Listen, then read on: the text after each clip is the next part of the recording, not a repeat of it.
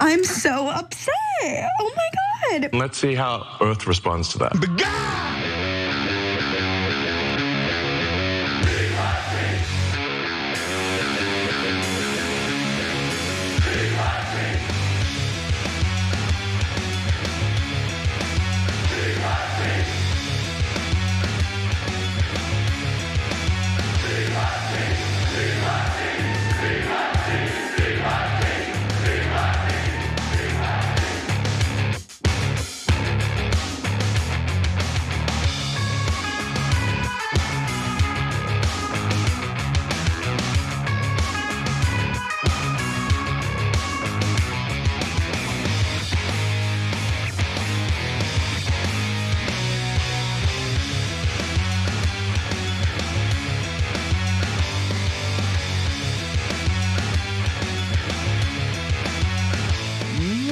Turks, Cenk Uygur, John Iadarola with you guys. Looking forward to a big show for you tonight. So we're gonna do 2-hour Young Turks show as we do every night, of course, and we've got a lot of analysis for you guys. Israel's trying to infiltrate the state governments. Great, wonderful. We're gonna analyze Trump's speech from last night. Did he really have the evidence he mentioned? I know, you're on pins and needles. ICE kills someone else. The guy who killed him turns out to be a psycho. They hired him anyway. So they're kind of literal, as you'll see a little bit later in the show. Khanna joins us. Not only did he go to that trip on the West Bank where he was detained by the IDF and crazed settlers, but then he came back here to get attacked by American media and a bunch of basically Israeli assets pretending to be Americans. So I talked to him about that. After the main show, Tara Palmieri is gonna join me. How the survivors met with Blanche, and did he actually give them anything? Of course not. Let's give spoiler alert. But what the survivors thought and the victims thought is really interesting, and Tara talked to them. So we'll do that, and then after that, an interview with the shop owner who banned Dan Goldman. You remember him? He lost the election in New York from his coffee shop, and then he was charged with anti-Semitism for supporting the other Jewish candidate.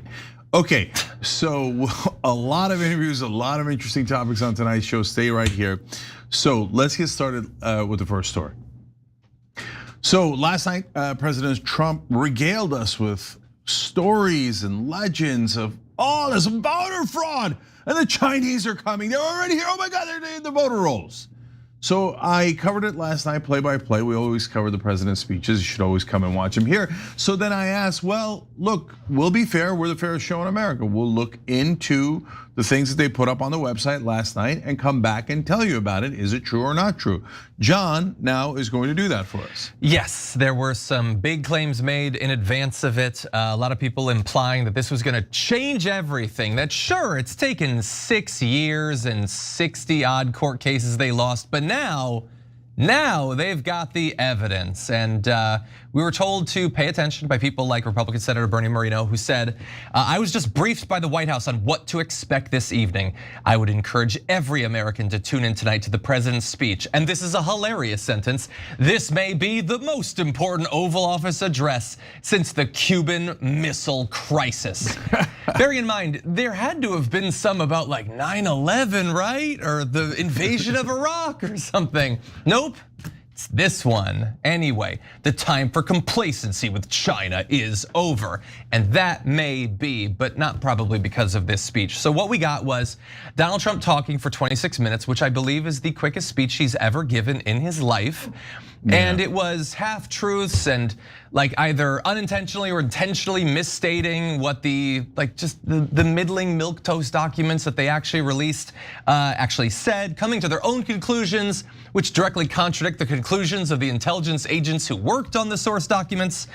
But anyway, he argued overall that the election system remains vulnerable to foreign interference, citing election vulnerabilities in Venezuela and efforts by China to interfere in American elections. And he said China 2,500 times.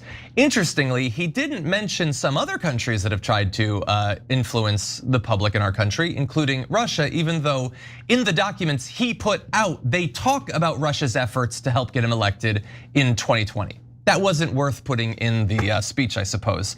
Anyway, he used this obviously to spur specific actions like passing the Save America Act, legislation that would require proof of citizenship to register to vote, mandate photo identification at the ballot box, and restrict mail-in voting, with the obvious partisan goal of stopping certain groups of people from voting more than others. So anyway, look, there was a lot of lies in it. We could go through them. In this particular case, Morning Joe did a pretty good job of summarizing some of what Donald Trump got wrong. The roughly 25-minute speech, coming just under 4 months until the midterm elections, focused on conspiracy theories that his own intelligence agencies have repeatedly examined and rejected. The president declassified intelligence documents he suggested would prove his claims. Instead, the president overstated the details and made claims that did not match the actual conclusions by the intelligence community. One of his false claims was that China carried out the largest compromise of election data in history, resulting in China's illicit acquisition of 220 million US voter files. The underlying intelligence said something considerably smaller, that China had previously purchased 2020 voter data from 7 states, a fully legal acquisition. In fact, voter data is often available for the public to freely download. The president also highlighted a report from the CIA that Venezuela could tamper with voting machines, but the material released by his administration shows that Venezuela had some capability in manipulating electronic voting systems. In Venezuela? Yeah. Not the United States. That applies to Venezuelan elections, not the elections in the United States. Yeah, so just purposefully misstating or exaggerating and then coming to the wrong conclusions based on those exaggerations, the various things that he had said. And I will remind you, we'll talk more about this.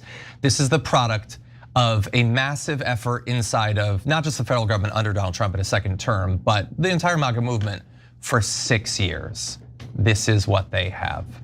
Okay, well, that's very exciting for them. In any event, they were citing there a report written in part by Vaughn Hilliard, who spoke with John Solomon, who's one of the people leading this charge from Donald Trump.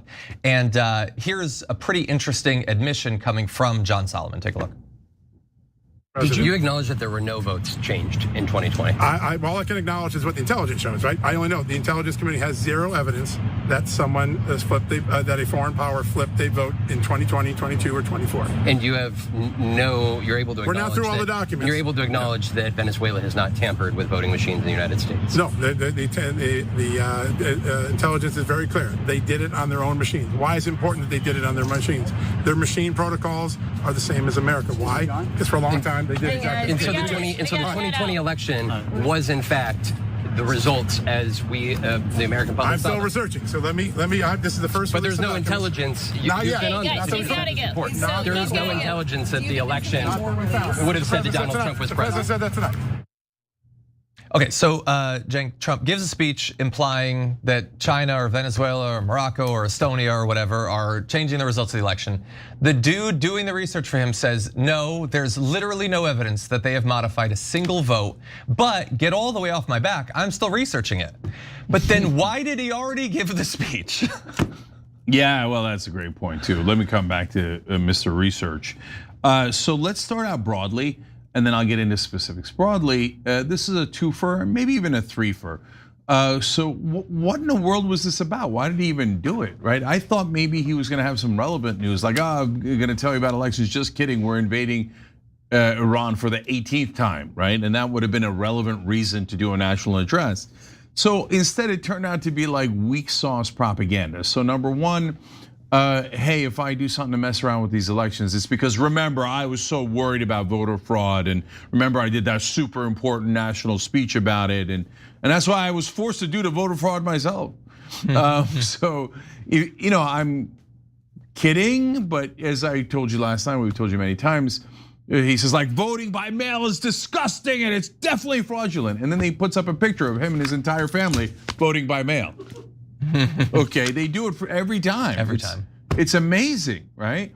So, okay, the second is a foreign interference. Did you say Israel? No, China. China, definitely not Israel. Definitely, Israel's lobby is spending $50 million to buy a Senate seat in Michigan as we speak.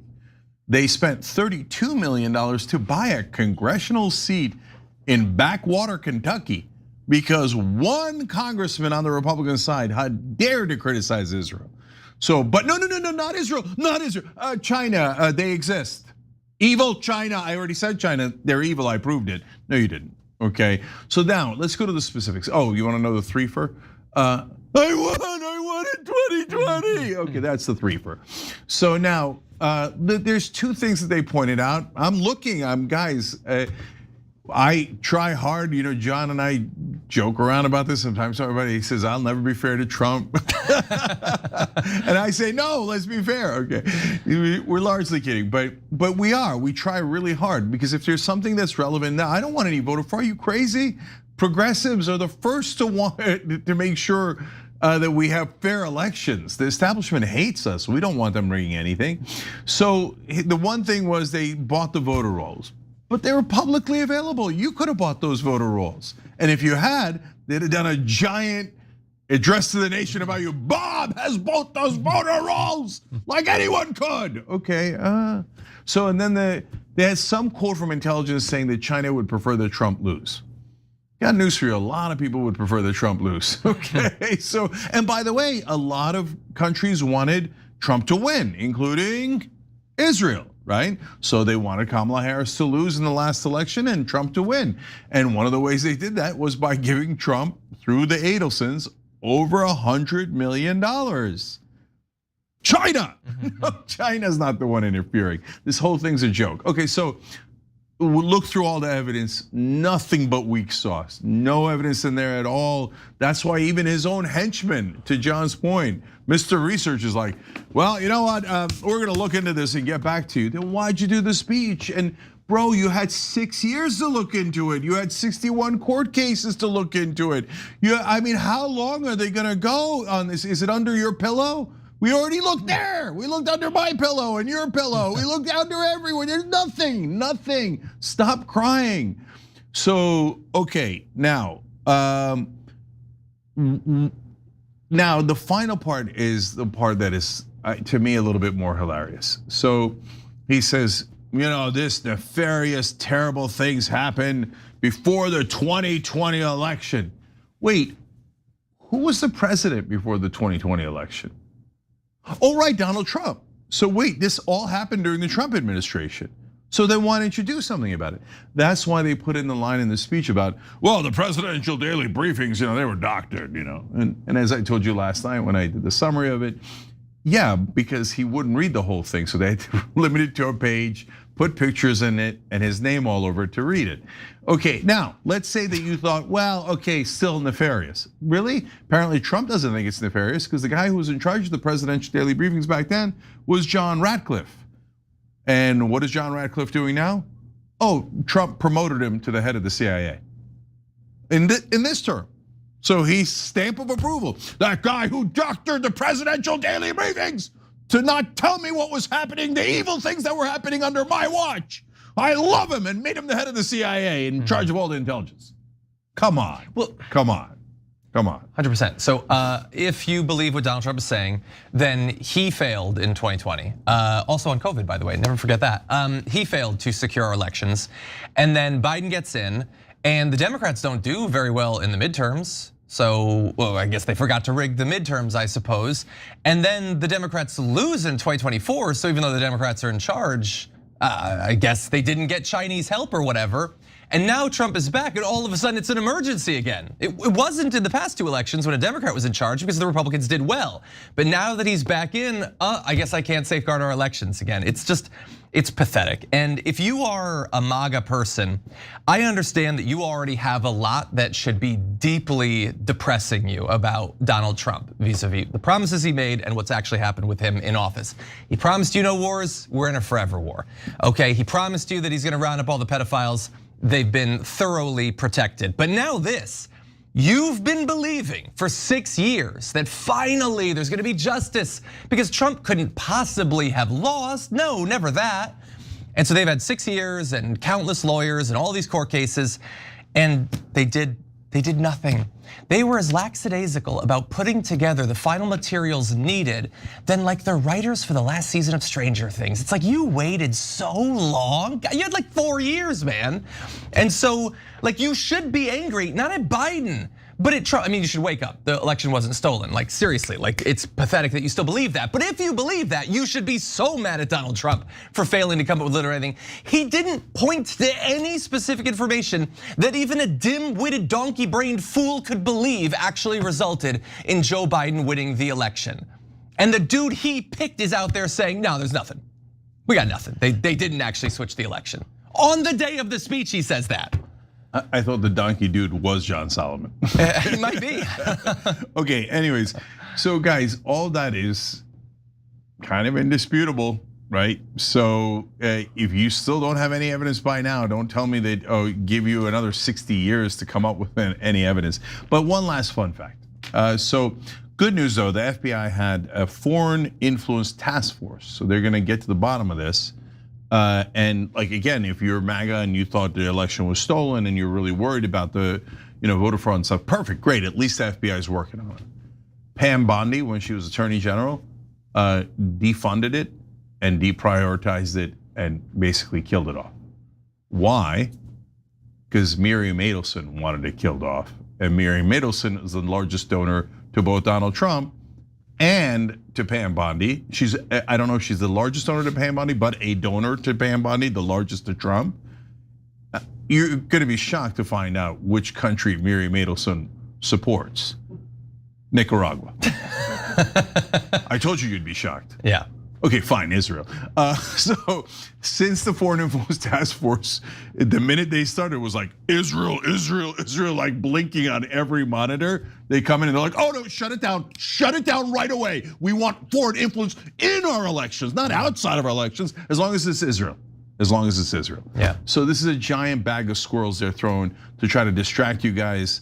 None of this makes any sense. And as we suspected, as usual, Donald Trump has no evidence to back up any of his claims. Yeah, and after we take our first break, we're gonna come back and talk about like there's a variety of ways that you can sort of lower the shields to allow this foreign interference to come in. You can get rid of that area inside of the government, and then you can also set up the law so that manipulating state level politics is a little bit easier. Maybe that's a more fertile territory. So we're gonna get into that after this.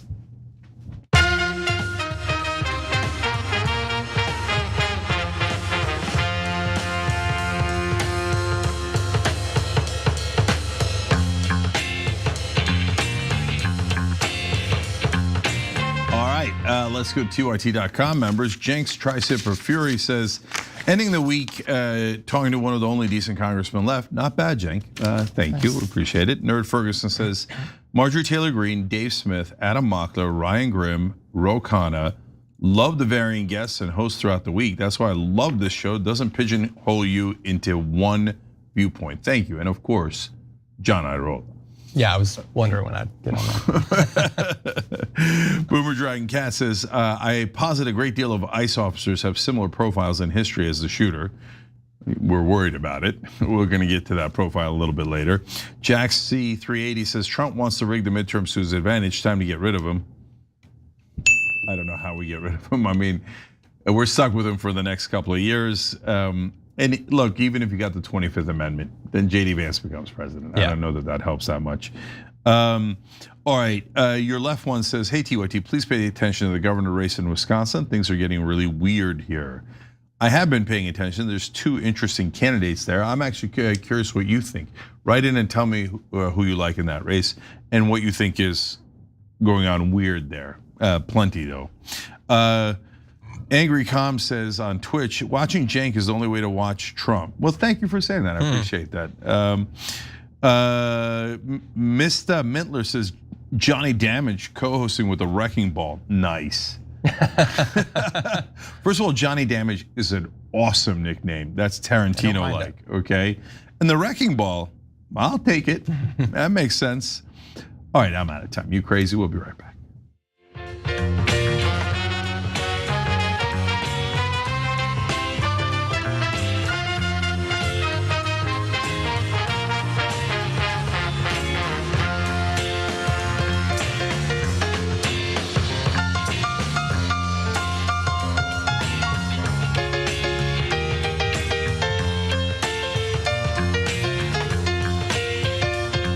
Back on TYT, Cenk and John with you guys. And Marjorie 040, thank you for signing up through tyt.com/join. I don't know if it's that, Marjorie, though that would be fun. We did speculate before this, you might have been a member to watch John's bonus episodes. She was just on. Anyways, and on YouTube, Trent Peterson, Wendy BRN, and Steven Contreras. Thank you guys. And Melody Loves Music, thank you for sending a gift of membership. But the other guys all join through the join button below on YouTube. It helps the show, we definitely need it. These are not easy times. So if you see me getting attacked in media, multiply it by 10 or 20 for getting attacked behind the scenes. So as good a time as there is to join and to support, and you could also donate through tyt.com/join. We appreciate you guys. All right, yes. Let's go to the next story. Okay. Dropsite News has just revealed that there's another organization trying to help Israel in this country. Oh, thank God, I thought there was gonna be none left at all. Okay, yeah, so this one is targeting the states because the federal level, check. Apparently that's easy and done with. But what in the world does Israel want with our state governments? Well, John, tell us all about it. Yes, so this organization, it's a new nonprofit, which is important in ways we will describe. It's the State Legislator Israel Caucus. Again, so Dropsite News has done great reporting as they have for some time on this. Documents have been obtained under the Florida Sunshine Law outlining the overall aims of this new organization to set up a system to distribute pro-Israel model legislation to state lawmakers around the country. And if you believe that like on a federal level, I guess having some influence over the diplomacy maybe makes sense, like it's Kentucky, why? Like why should it have any specific stance vis-a-vis a particular country? I don't understand, but obviously they are biased. So it is in this particular case relevant that this is a nonprofit because there are limits on how those organizations can engage in politics, but there are also some upsides you get by organizing in that particular way, particularly if you are a foreign actor or you're staffed or paid by foreign actors. So Israeli officials apparently discussed using the nonprofit system to avoid FARA disclosure. That's the Foreign Agents Registration Act, according to a leaked 2018 memo reported by The Guardian. The idea was to fund American partners indirectly through a nonprofit organization that would not trigger FARA's requirements. A legal advisor for Israel's Ministry of Strategic Affairs suggested that informal coordination mechanisms such as oral meetings could give the ministry, quote, means of supervision and management over those American partners without a paper trail. And when you're talking about doing everything you can to not have a paper trail for your activities, that's how you know it's awesome and not shady. It's great that you're doing that. Anyway, they're just humble. They don't want people to like find the papers and be like, oh, that was great that you did that. Anyway, so we're gonna hear more about this. This is from a Florida state lawmaker, the co-founder of the organization named Michael Gottlieb, who says, I believe I'm the only person who has contributed so far, referring to the draft legislation that his organization was then pitching to state lawmakers. Gottlieb mentions two specific examples of future proposals he had in mind. Some states have had Sharia law bans, so somebody could put that there if they wanted, and there are Judea and Samaria bills. So more Sharia law. I mean, you gotta do that fast, okay? Because Sharia law is coming to Oklahoma any day now. That's definitely what's gonna happen. Anyway, Gottlieb and other documents claim that 75 lawmakers from 35 different states have joined the SLIC so far, and the launch event invitation promises to release a directory with the option for members to remain anonymous due to anti-Semitism and doxing issues. Again, it's not, believing that what you're doing would inherently look bad and you don't want them to reflect poorly on you and you're covering your paper trail and all that. It's just about the doxing or whatever. So anyway, we could talk about some specific examples of this and some of the politicians who've been going along with it. But overall, I wonder, is this a representation that they seem to believe that they have so captured the federal government that it's almost not even diminishing returns on putting more attention and money into it? So we gotta find somebody to influence, I guess governors, state representatives. So I have a number of theories. Again, we'll give you some specific examples of what they've done. But first off, state legislators eventually become national legislators. You groom people for a long time, and we've covered these stories before. The Israeli lobby goes and finds young, promising African Americans throughout the country, and they give them money to run for state seats, which they barely had any intention of running for, and they groomed them all the way up. So they've been doing this for decades. So that's part of the reason why they do it. Number two is there are definitely some state issues, including the ones we're going to tell you, but ones that are not on the list. Like in New Mexico, they want to investigate Epstein's house, and the federal government's like, no, no one's allowed to go in there. We didn't go in there. The state can't go in there. You're not. Why? Well, now if you have legislators in the New Mexico state legislature, they might prevent you from investigating Epstein's house in New Mexico. So, and in fact, I talked to the daughter of a state rep in New Mexico just earlier this week, and she basically did a video turning on her dad because she's like, what is going on? Well, in an earlier version of this group was 50 states, one Israel. Why are the 50 states serving one Israel instead of one America? All of this is insane, right? And then there's the laws where they take your rights away if you criticize Israel, which is what we're going to get to in a second.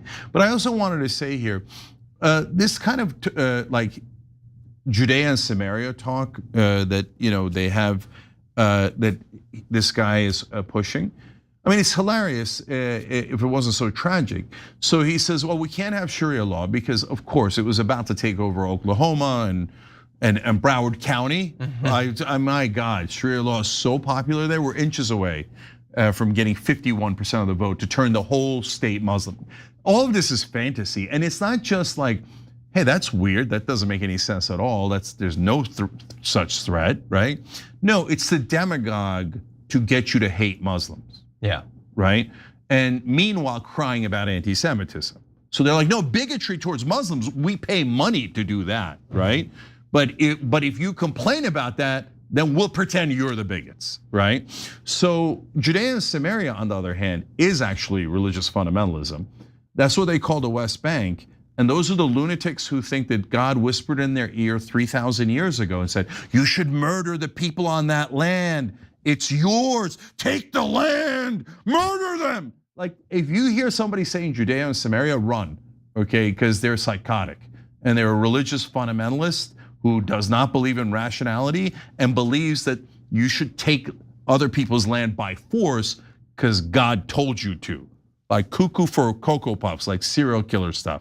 And these guys, including in Florida, including with Ron DeSantis, are like, yes, absolutely. That you would steal the Palestinian land and murder them. It has to be Judea and Samaria as God's. God didn't say that. God, back when the Bible was written, or even when the rabbis were first talking to whoever the heck they were talking to, the state of Israel didn't exist.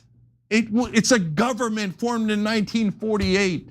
So all of this is, as usual, disgusting efforts of one country and always one country to own all of our legislators at the national level and now at the state level. Meanwhile, as we give you fact after fact, and now we'll show you the bills they're trying to pass. Yeah. The liars in media who apparently, and I didn't know this for most of my life, all work for Israel, will tell you, no, you can't say the Israelis are trying to control or even influence America. No, if you say that, you're an anti-Semite and you should never be allowed on the air and your voice should be crushed in America for opposing Israel. I mean, for being an anti-Semite.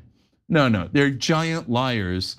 So don't believe they're garbage. Now, John, tell us the facts about what they're trying to manipulate us into in the state level. Yes, you shouldn't say it even though they're saying it in these documents. Yeah, they're like, hey, here's a document where we're looking to control all of your legislators. Hey, look, they have a document, anti-Semite. Okay, such an obvious sophistry. You'd have to be so stupid as to be a cable news anchor to believe that. Well, here's an example. So we're gonna start with Florida. So one of the first states to ban boycotting Israel in 2016. Obviously, Florida is big on freedom of speech, freedom in general, except that type. Don't exert freedom there. DeSantis came to office 3 years later, promising to be the most pro-Israel governor in the nation. Yeah, just constant. I remember Gavin Newsom, he's like, I'm gonna be the most pro-Norwegian governor California's ever seen. That was a weird ad when he did that. But anyway, so that year he traveled to Israel to sign a bill against anti-Semitism. Since then, he's also mandated boycotts of Iran. So I guess some boycotts are okay. Attempted to ban Students for Justice in Palestine and created a state terrorist watch list. And like Donald Trump and the federal government, incredibly broad classifications for how you're now a terrorist. So obviously, anybody who believes that there's a genocide, you can potentially get like thrown out of your university if you advocate for that. Leftist organizers, that sort of thing. And so nobody's surprised by that. Now Gottlieb, who we referred to earlier, has explicitly stated that the SLIC has support from the Israeli government to push for more policies exactly like this and to use money and influence campaigns to get the politicians necessary to get these across the country and in the federal government as well. He specifically says in an invitation to the launch of the organization, at the incredible rate we've been building and the level of acceptance of our organization by the Israeli government, we are hopeful that this organization will become a formidable partner for legislators in establishing model legislation. So the launch party did happen already. It took place on June 2nd. And John Fetterman was there. No, what a big surprise. Shocked by that. Leo Terrell, attorney in the Justice Department's Civil Rights Division. Michael Leader, the Israeli ambassador to the US. And according to Gottlieb, many other Israeli diplomats. And the party was apparently paid for directly by the Israeli government. But again, because of the way it's being organized, you don't necessarily get to know nearly as much about its activities as you might know otherwise, especially if it was trying to influence the federal government. Yeah, and Gottlieb admitted that the Israelis paid for everything. And by the way, they set up C3s, these are nonprofit charities, and they have said before that they set up those C3s so that they could avoid the Foreign Agents Registration Act. So they're like, we're gonna do espionage, we don't wanna get caught, so let's set up a C3 here to infiltrate America without tripping over any illegal wires. But guys, I don't know why you're bothering. It's not like you'd be arrested. An Israeli official came to Vegas and tried to rape a 15-year-old American girl, and we let him go. 10 Americans have been murdered in Israel. We barely even asked for their arrest, and none of them have been arrested.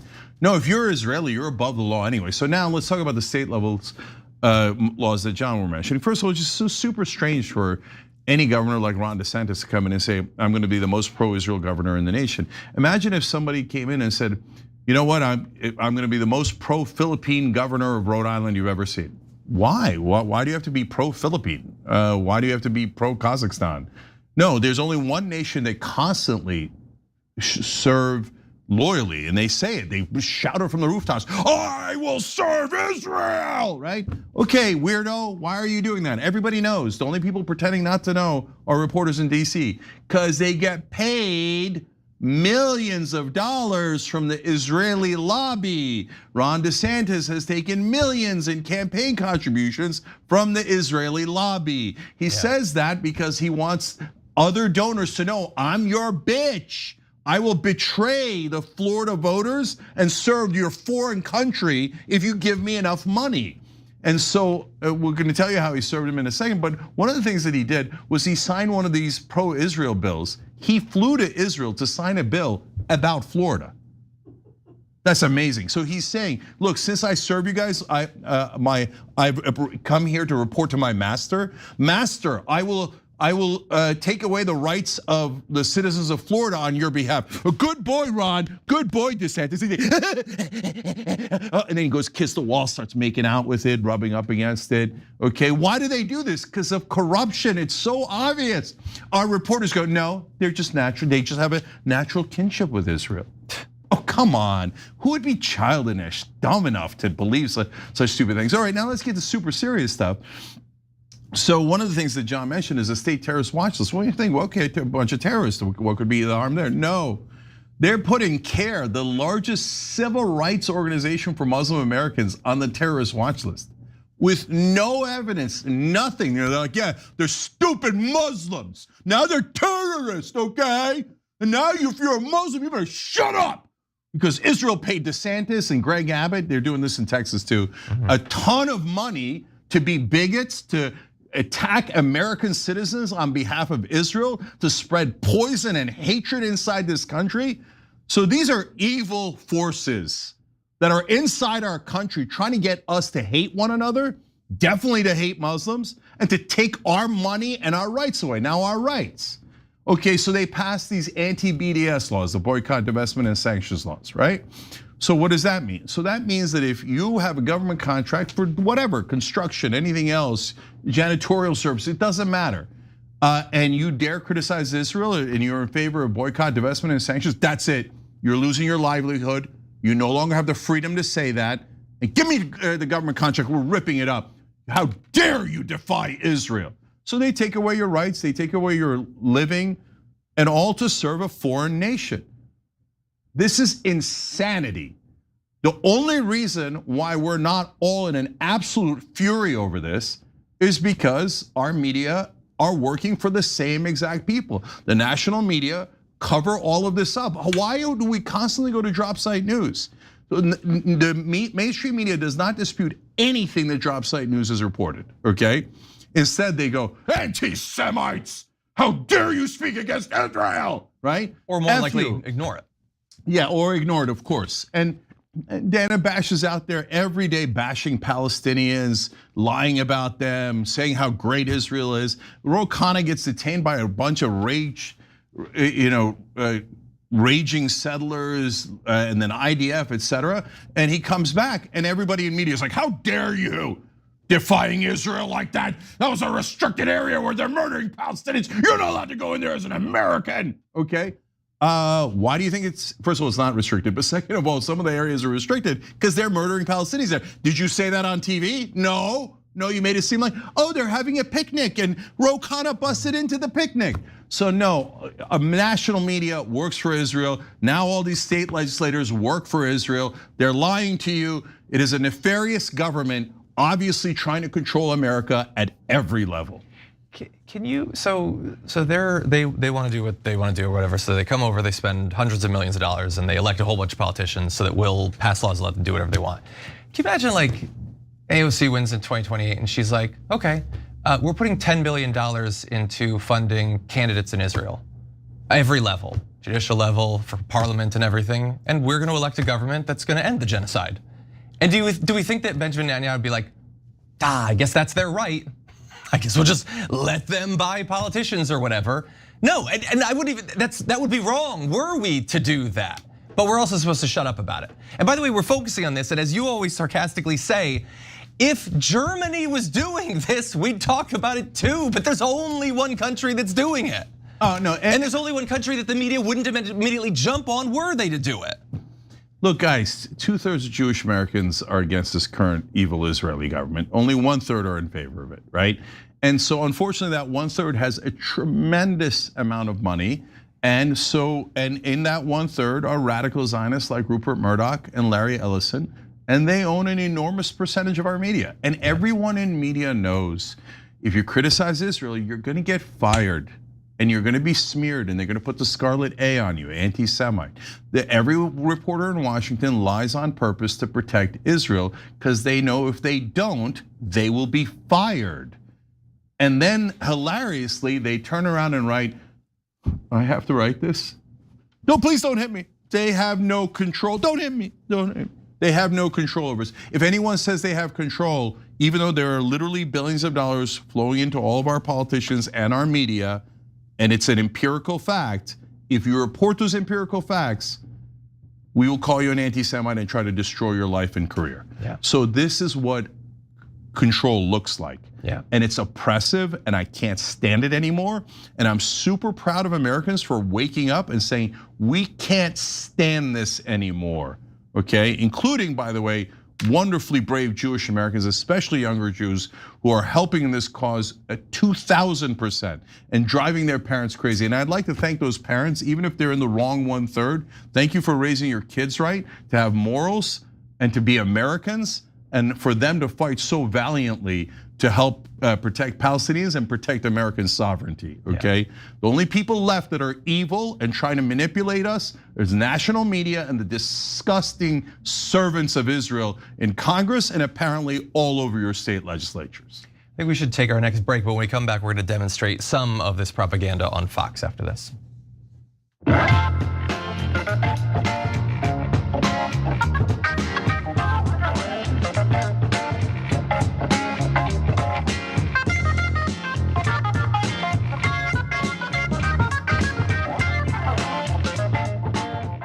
All right, back on the break here. Let's go to a super chat because Fat Voltron has both a funny handle and a funny question. Everyone wants to know, is John being nice to Marjorie Taylor Greene? Be nice to me. When she deserves it, I say nice things about her, and I have multiple times. All right, there you go. And when she doesn't, I don't, and that's happened many times. There you go. And that's Be nice to me. That's called being fair, okay? And we like that. Rosa Roscoe, so what happened to your dad jokes? We kind of need it. Don't tell Anna, LOL. Okay, I'm right here for you. Ask and you shall be received, but be careful what you ask for. I'll try some dad jokes in here at some point. All right, Dean Lofgren says in the YouTube member section, Marge, if you're out there, do a shout out. Well, as we know, like not only has she come on the show a couple times, but she and her boyfriend said that they do watch the show from time to time before she ever came on. And they also watch Damage Report, as all of you should. Microgram says, so important that even Fox News barely talked about it and had to say on air that they couldn't independently verify Trump's statements. Thank you for pointing that out. Fox News almost didn't talk about it at all. Why? Because they've been sued for lying about the elections before, so they're burned and they lost over $800 million because of that.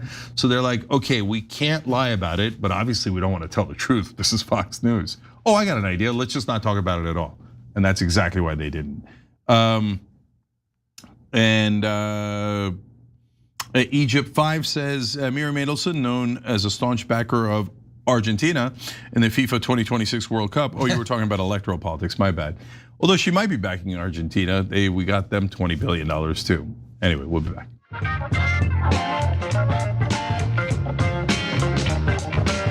This earth warming and carbon is actually healthy for us.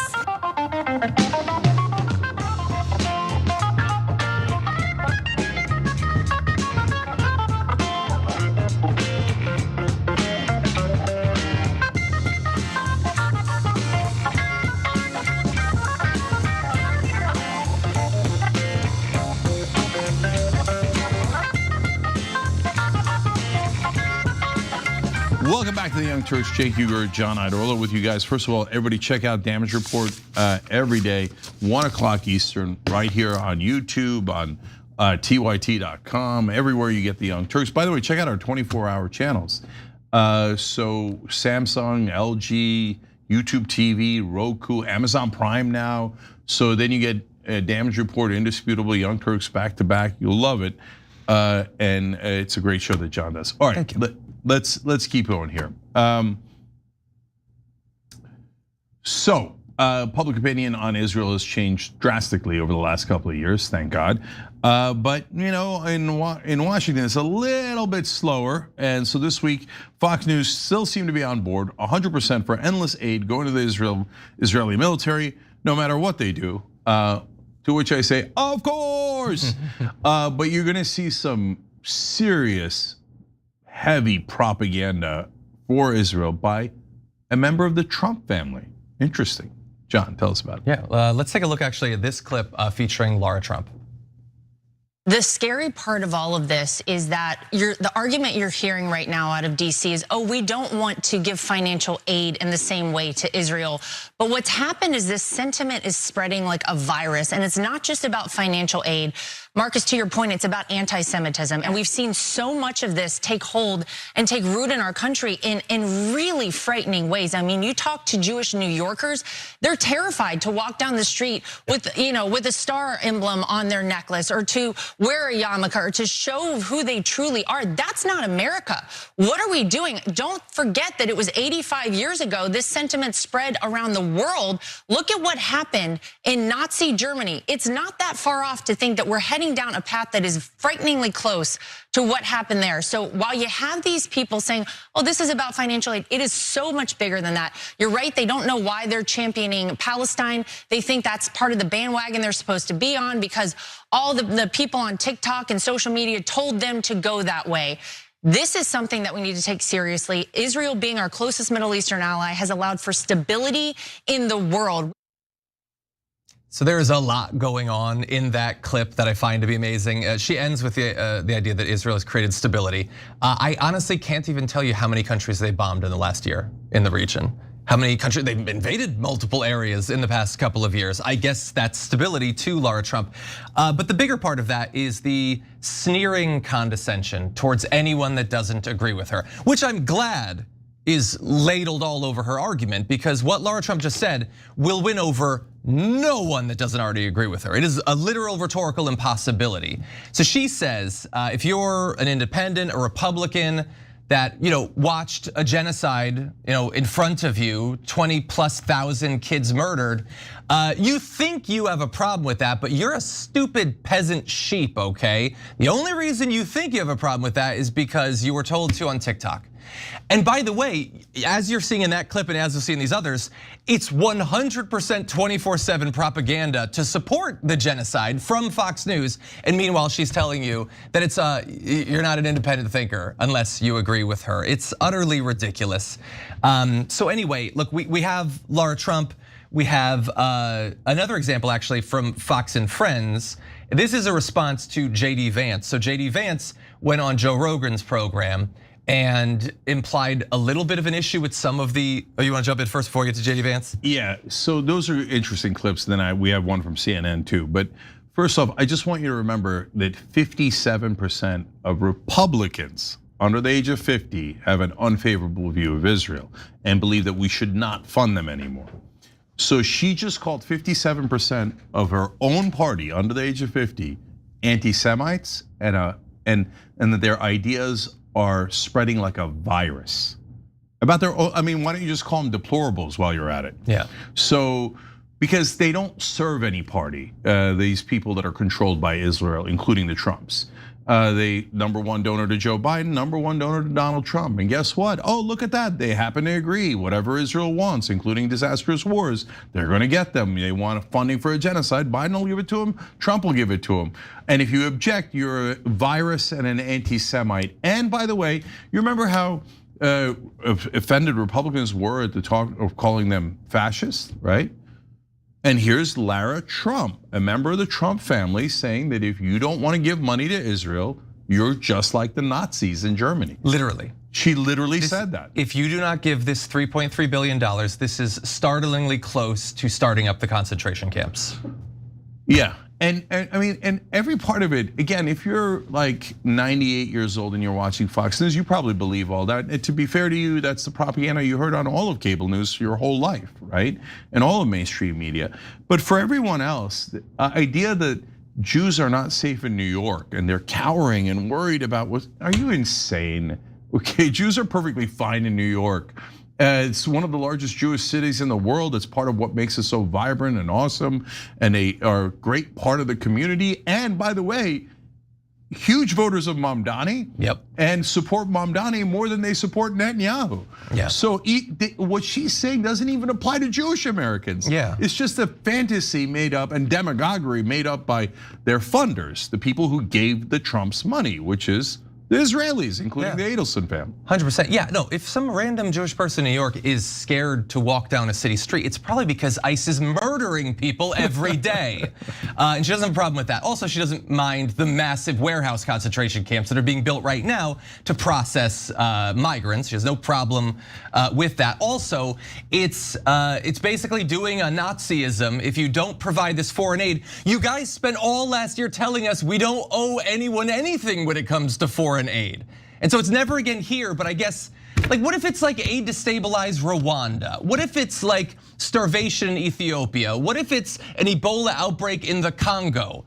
Can it not be never again for that? Because you loved cutting all of that aid literally less than 1 year ago. Anyway, like I said, we do have Fox and Friends. So JD Vance goes on the Joe Rogan's show and he mentions that there are these campaigns to change public opinion, influence people, put pressure on politicians and all of that. He doesn't really go that far in it. He just acknowledges that, and Fox and Friends, as you'll see, was not having it. I'm kind of disappointed in the vice president. Me, I am not what you would call a hawk. I'm pretty, but I understand what the defense of the country means and our greatest ally means. Part of the comments that concerned me wasn't even so much of that one, is that he said that he found himself to be a moderate on the issue with Israel. That's not what the president stands for. The president made it very clear that it's our closest ally and that we will work with them. Now, there are some times where the president says that he needs to call Bibi off a little bit, that he wants to go a little further than the president is comfortable with, because he's balancing what's happening in the Arab world and what's happening with Israel as well. But to say that there are people that are on air that are trying to pressure the administration some way in the advancement of Israel and not our own country's interests, that is categorically false. I think I got what he was saying at the end there. What do you think of that? Okay, first of all, that was hilarious. To say that there are people on air that are trying to pressure you to support Israel, like me, is categorically false. Brother, you're doing it. You're doing it right now. Let alone the fact that that Time magazine story that JD Vance quoted while he was on Rogan is real. We covered it on this show, and it has indisputable facts. And by the way, good job on Brad Parscale's part in at least following the law in one instance. He registered as a foreign agent of Israel, and he gets paid about $1.5 million a month, and then he distributes that money. I'm sure he keeps a good chunk of it, but to influencers. And by the way, he's the chief strategy officer of Salem Networks. Salem Networks has all the right-wing hosts, including Scott Jennings. So everybody gets rich, everybody gets money from Israel. That is a literal fact. And then guys like, what's his name, Lawrence Jones? Lawrence Jones is supposed to come out here and be like a pathetic servant of Israel. And that's what he is. Everybody on Fox News is a pathetic servant of Israel. Every single one of them, okay? That's why they all grovel to Israel. Now, is that fair? No, Jen, come on. Like, they have ideological beliefs, right? Like, for example, Lawrence Jones is what you would call not a hawk. I mean, he's been in favor of every single war we've gone into, okay? But when elections come around, he says he's not in favor of them. Afterwards, he says he's totally in favor of them. So not exactly a hawk. Remember, only a hawk in reality, but when I'm lying to you. So is it about wars? No, it's not about wars, because he said he was anti-war, and now he's pro-war, right? And he even criticized JD Vance for being a moderate on Israel. So apparently he wants them to be a radical on Israel. If you're not radically pleasuring Israel, Lawrence is upset with you because he already had to do that, and his knees are scuffed. Oh my God. So he's really like, oh, how come your knees aren't scuffed as mine? Okay, he's only a moderate on Israel.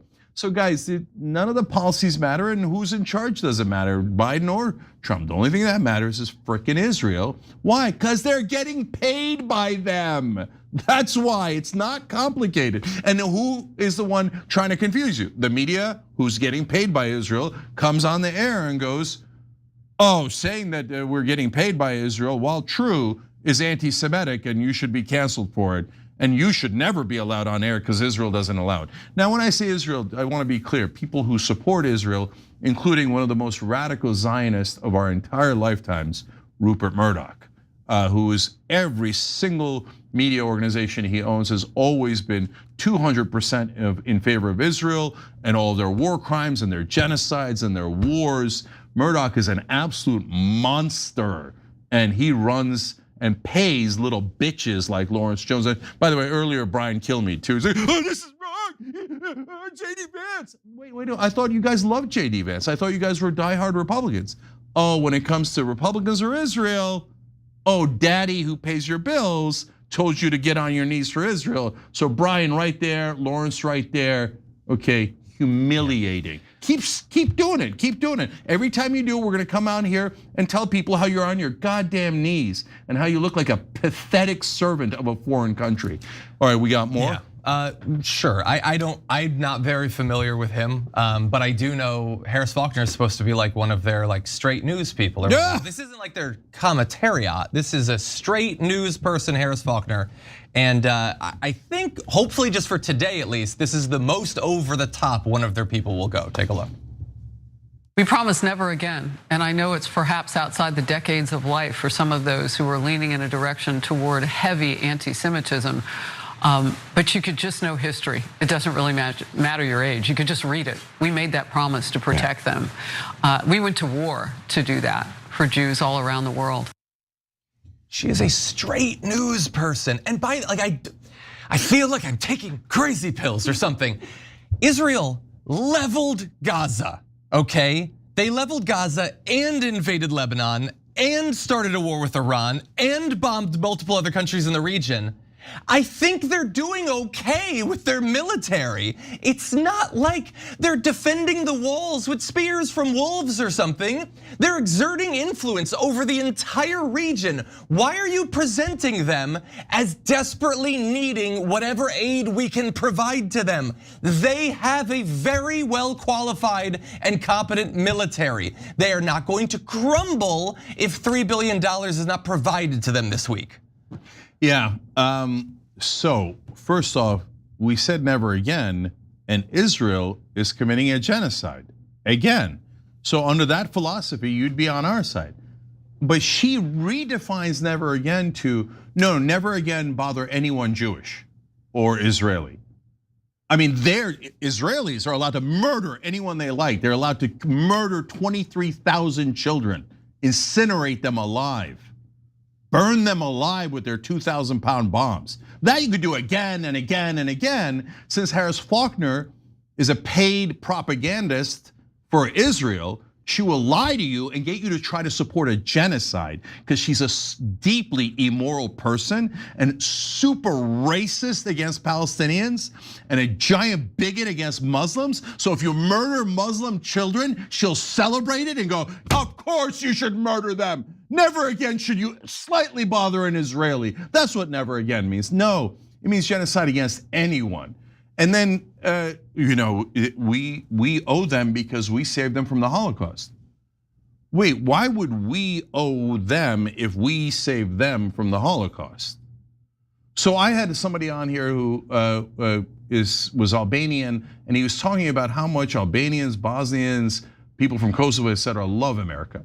So for example, we saved Bosnians from a genocide. Look, things are complicated, but at the end we came in and we did that. Same thing with the Holocaust. I wish we'd gone in earlier and saved a lot more people, but we came in at the end and helped. By the way, the Soviet Union was a huge part of saving people from the Holocaust. So, and all the Allied forces were. So that's a beautiful thing, right? So do you see the Bosnians coming going, you owe us. Since you saved us from a genocide, you owe us forever, okay? And you're all anti-Bosnian if you don't give me money, okay? No, you never see that. You know what the Bosnians say? Oh my God, thank you. Thank you so much. We appreciate what you've done. But we are told, no, since you saved us from a Holocaust, you owe us for the rest of your lives. Yeah. What is that? How come, wait, why do you owe us? Why don't you owe us? And by the way, I asked that question on social media, and you know what? I mean, look, my account, to be fair, is filled with radical Zionists. These are not normal people. They're not Jewish Americans. Like some of them might be, but that's not the classification that matters. Because most Jewish Americans are not in this category at all. But these radical Zionists, you know what their answer was? No, you didn't come in quick enough, so we hate America, and America does owe us. Oh, okay.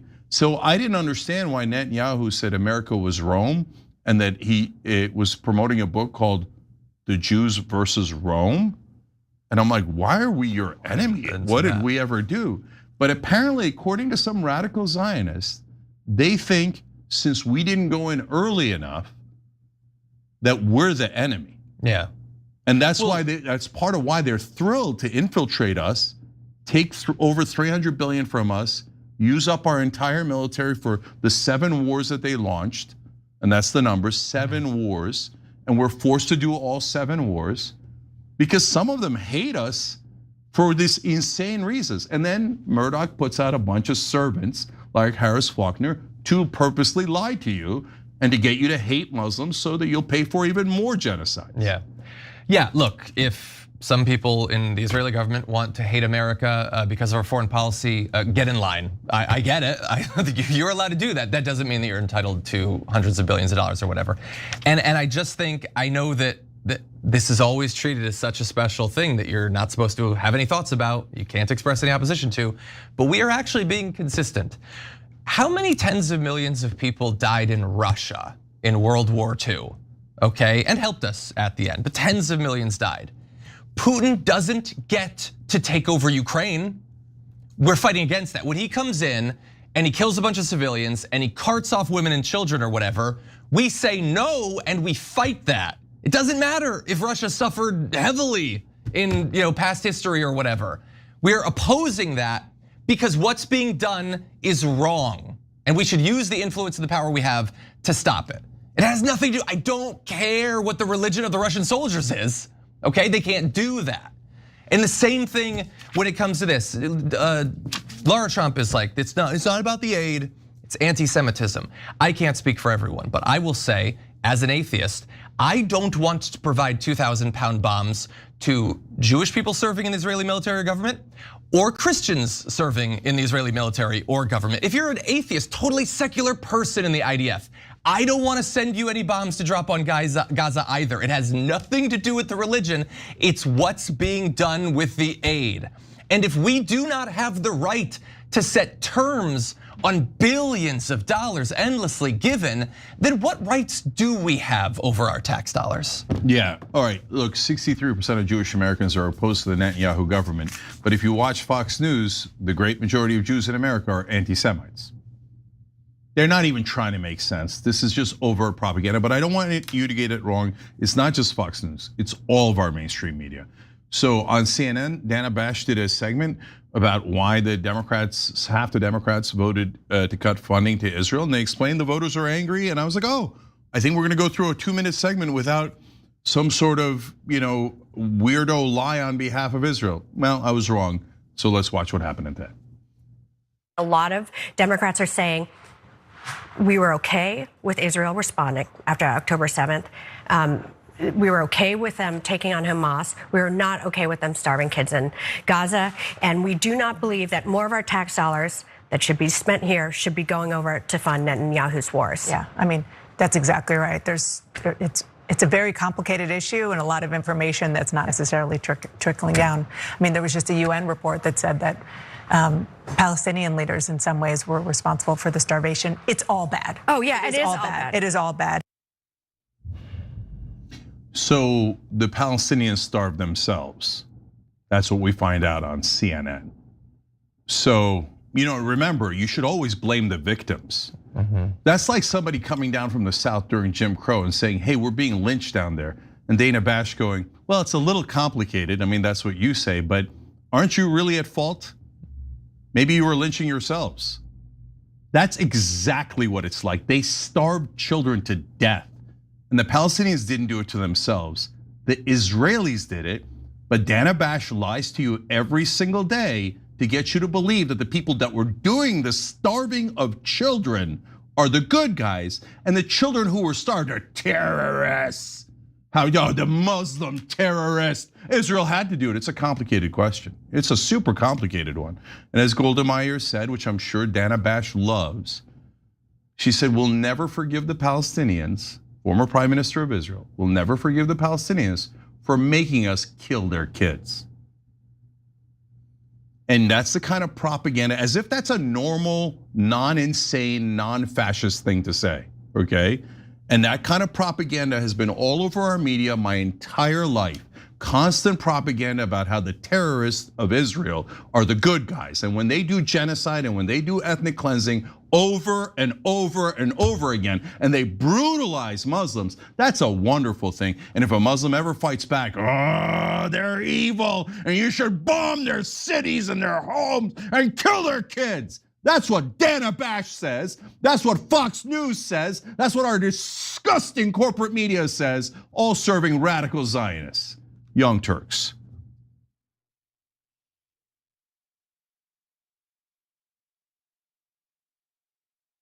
What contributions to the progressive cause are you most proud of?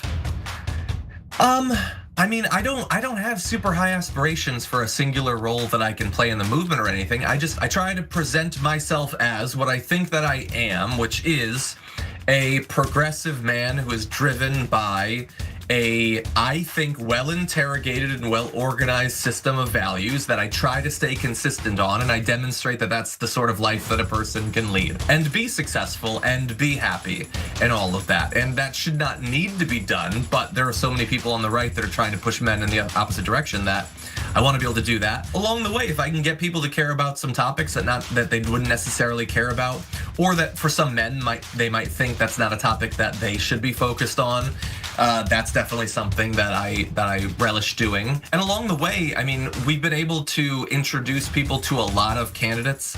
That's been a big part of what we've done. Not all of them necessarily got in office. Probably most of them did not.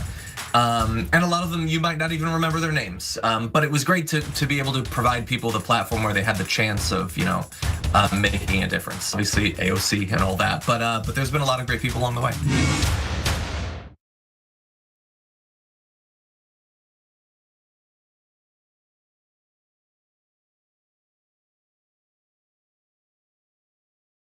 In the bonus episode for the members, we do some inside baseball. We're gonna look at John's desk. Nice little spaceship here. Nerd. But it is kind of look cool. Who has Legos? Oh no. He's taken apart a keyboard. Who has a mouse pad that's this big? He's got a dog with a nose that you can hang something on. You know what this desk screams to me? Nerd. And that's how we like him. We love Johnny Pie. He's got his own personality like everybody does at TYT. Come meet us all in the bonus episodes. TYT.com/team. David Sorrell, Nina Turner. Adam Green drop by. Charlemagne Congressman, great to have you. It's great to be with you, Chang. Your show is a great thing. You're informing people. A lot of the shows that I live on, my CNN, my MSNBC, and even Fox, and any of the other shows, NPR, they are so quick to decide that they know what this building means today. The one thing that I hate that politicians do, they talk about the people they should be talking to. Do they have any idea that they're the establishment and that they're hated, or do they not realize that at all? People are so deeply in their little universe. I think it's very easy to not really question what you're doing. Voters have a right to ask questions of any nominee, whether they're independent, Republican, or Democrat. The system is duopoly that suppresses competition. How is it the year 2024 and we're still like, maybe they'll talk about paid medical? Like how is that like at one level it's like, good, what we're talking about it now. You're like, it's 2024. And that's always been the critique, your critique of us is, well, you guys give good speeches, you put out good tweets, but you're not wielding actual power. Now we're starting to. My favorite news platform by far. It's not even close. It's about a country and a principle, and that's what you and I both work to achieve, and I'm so glad that at least half the battle has now been won. If you want to go really hear what's going on honestly, you should tune into the Young Turks. Thanks for doing such a great job. Please keep it up. Hang tough. Yeah. That makes me so happy. Oh, I like making you happy. I didn't know about that. This is a happy Anna Kasparian. Awesome. You're welcome, YouTube. Join the Dragon Squad by becoming a YouTube channel member. Click the join button below or sign up on TYT.com/join to get access to fun emojis, a member-only chat, exclusive shop TYT designs, ad-free watching, and so many other amazing perks. Plus, you get bragging rights for being part of the coolest community on the internet and help us drive real positive change in the world. The Dragon Squad awaits, so join today.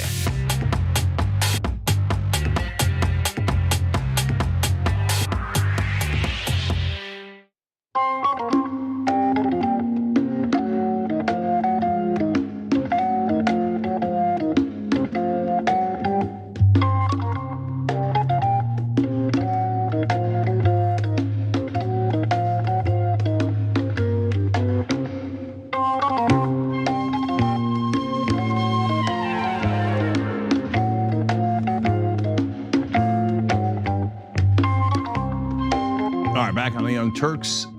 So we've got a great interview coming up for you guys. Earlier today, I talked to Representative Ro Khanna about a trip to the West Bank. Super interesting, including the reaction he got here back at home. So let's watch now. Representative Ro Khanna went on a trip to the West Bank that turned very controversial when he was detained by Israeli settlers and the IDF, and then weirdly attacked by American media and other politicians here when he came back home. So we're gonna talk all about that with Representative Khanna, who joins us now. Thanks for joining us. Thank you, Cenk. Thanks for having me. No problem. So, Ro, where exactly did you go in the West Bank and why did you go there? I went to see Palestine from Palestinian eyes. I had been to Israel 3 times. I wanted to take one trip to the West Bank, to the occupied territories, to see what apartheid there looks like. And I was horrified. We were in Hebron. We were in El Khair. We saw the raised village of Zunata. And we really went to the towns and villages across the West Bank. And so there's controversy around whether you got permission to do it or not. So let's dive into that. Number one, I'm not sure that as an American or an American representative, you need permission to go into the West Bank, but that's a literal question as to whether you do from Israel, and what kind of permission you got and what they're saying about it today. First of all, you need a expedited visa. So we contacted the Israeli embassy and we got a visa within about 10 minutes. The irony is that the Israeli government actually escorted us out of the airport. So they, even in terms of the security. In fact, one person at the airport was yelling at me saying, I've done so much damage to the state of Israel because I voted against the aid. Why are they having the security help a member of Congress through the airport, and why are they allowing me in? So obviously the Israeli government knew about it, and we informed the American embassy. And now once you have an American passport with the proper visa, you can just go through the checkpoint into the West Bank. That's the case for everyone, and that's what we did. So you told the American embassy, and the American embassy eventually did rescue you from that situation with IDF, which we're going to get to in a second. And you've been very complimentary of them for helping you to do that. But the ambassador, who's of course the head of the embassy, Mike Huckabee, says that you didn't get permission, you didn't tell them, and that it's all your fault. So is he lying? Well, he's just wrong about the fact that we gave them, not only did we give them a heads up and the Israeli embassy a heads up, but we gave our State Department a heads up through consular services. I mean, think about the facts. How would I just randomly have the cell phone number of the deputy chief of mission? How would I have the ability to just get him on the phone if we hadn't had given the State Department and the American embassy a heads up? How would we have a visa? You know what Huckabee is really concerned about, what the Israeli government is really concerned about, is this precedent that of Congress would dare to go to see the West Bank from the lens of Palestinians and not from the lens of the Israeli government or the American government in a curated itinerary. And that's really at the crux of what's bothering them. Yeah, so that's exactly where I'm going next. But first, to finish off with Ambassador Huckabee. So, okay, you guys have different versions of the events. Yours sounds a lot more credible, given that you had their information, you called them, they responded. But how discouraged are you that the American ambassador seems to be siding with a foreign country and not with an American representative? It's very sad, and I had thought that the American ambassador would just say it's terrible that there was this detainment, and we expect an investigation. We expect accountability. I really thought that, and I would have thought that Huckabee would just call me up and say, "Is everyone in your delegation safe?" But that's not the case, and the reality is that Huckabee's ideology and ideological attachment to the Greater Israel Project, I mean, he refers to the occupied West Bank as Judea Samaria, is more important than him standing up for this American delegation and what happened to us. And he believes the accounts more of the Israeli government and these Israeli settlers than he believes our accounts or the accounts of the New York Times or Reuters or all the journalists who wrote about it. Yeah, so it's not surprising to people following the news. Ambassador Huckabee doesn't appear to be our ambassador. He seems to be a complete representative of the Israelis. That's actually startlingly obvious to anyone who's looking at it objectively. He doesn't defend us at all. He only defends the Israelis. So now let's move to Mike Huckabee's actual government. That's the Israeli government. So yeah, let's talk about why they are so upset about the trip. What don't they want Americans seeing in the West Bank? We don't want them seeing that Palestinian Christians are not able to put up Passion of Christ play because all the settlers have taken the land, that the Palestinians and Christians and Muslims don't have enough water to wash their clothes or flush their toilet, that in Hebron, settlers are throwing rotten tomatoes, rotten vegetables, metal parts, urine and acid at the shop owners below who are Palestinian and who are living in an apartheid condition. That at checkpoints, even if you're an American citizen, if you're Palestinian, you could be beaten, and accounts of people being beaten. That settler violence can strike at any moment, vandalizing homes, vandalizing people, and that the IDF takes their side, even against American citizens. I mean, it's awful. You have to spend one day there and just be sick to your stomach. Is it worse than you expected? Yes, much worse. Yeah. The violence is much worse.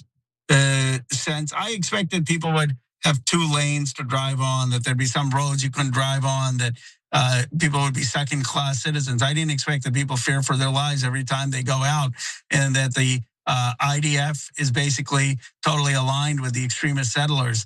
I didn't expect that that people would have urine and acid thrown on them. I didn't expect that settlements have taken 80% of the land of a place like Beit Jala, which is what used to be majority Christian, or Bethlehem is surrounded by 24 illegal settlements, the place of Christ's birth. I mean, it was jarring, and I certainly didn't expect the audacity of the IDF and extremist settlers to detain an American delegation. Yeah, so there's something curious about that reaction to that event. So I want you to tell us what happened. How did the settlers pull you over? How did the IDF react, for those who haven't heard it? But also the reaction here at home seems to be, so what? That's like normal. Of course, if you're an American, you should get pulled over at gunpoint by settlers, and the idea that that would be a risk to your safety is absurd. I mean, they all came to give you flowers and rainbows, I assume, or I guess they're saying, and then of course the IDF would agree with the crazed settlers and not the American representative. Are any of those things what you expected, or what they say otherwise? It doesn't seem like it. They tell us that they're lovely people and that you should have no problems. Then when you run into massive problems, they go, I mean, that couldn't possibly be the case. So tell us what happened there, and then especially vis-a-vis the reaction you got at home. Well, look, we were at Zanat village. It had been razed to the ground by Yanon Levy, one of the extremist settlers. And as we were there, we were suddenly told, go in your van, go in your van. Extremist settlers, one brandishing an M4 American gun, started walking outside our van, kicking our tires, videotaping us, laughing at us. They had blocked their vehicle in front of our van. And people said, well, oh, that's not a detainment. You should have just been able to go. Well, there was only one road out, and they blocked that road. How were we supposed to go? I guess we could have tried to swerve around them and had them shoot at us. But obviously that didn't happen. And what the reaction is of course that could happen to you in the West Bank. Basically, that it's normalized, which is actually not an unfair characterization. That if you go to the West Bank, you can have extremist settlers with M4 guns basically detain you, and it shows the conditions there that Palestinians are having to deal with every time. But then when we called the IDF, they further detained us and didn't let us go. And settlers kept calling other settlers to come detain us as well. And it was only because we knew the #2 person at the American embassy who called the Israeli government that the police came and dispersed the situation 75 to 90 minutes in. I haven't exaggerated. They never pointed a gun at us, but blockading us and brandishing M4s is a pretty scary thing. And we were concerned that if anything escalated, especially given the laughing at us and mocking us and videotaping us, it could have been a threat to our lives. And I'm convinced if we were Palestinian, it would have been resulting in physical violence. Well, didn't settlers in around exactly that area beat a Palestinian American to death? I'm not sure if they did. In terms of the reports, I will tell you that they destroyed this entire school, and they destroyed the entire village of Zanuta. And so they are violent settlers. And Yanon Levy, who is the leader of that outpost, killed in cold blood Ottawa which is on videotape, and he's still a free person. Yeah. So we talked to the father of the young American who was slain there. And CNN actually was doing a tour after you in that similar area with that same American father. And they also got pulled over, and the settlers tried to stab their tires so that they couldn't leave. And the same kind of thuggery that happened from the same people, not the same exact people, but the settlers in that area who have murdered Americans and totally gotten away with it. So look, when you look at that entire context, Representative Khanna, when I see people on TV every day talking about how Israel's our greatest ally, it seems like a sick joke. If they were our greatest ally, wouldn't they have come to your defense immediately instead of openly mocking you and detaining you along with these radical religious fundamentalist settlers? No, they disrespected me. They disrespected even other Americans on the van. They disrespected our media. A New York Times photographer was there.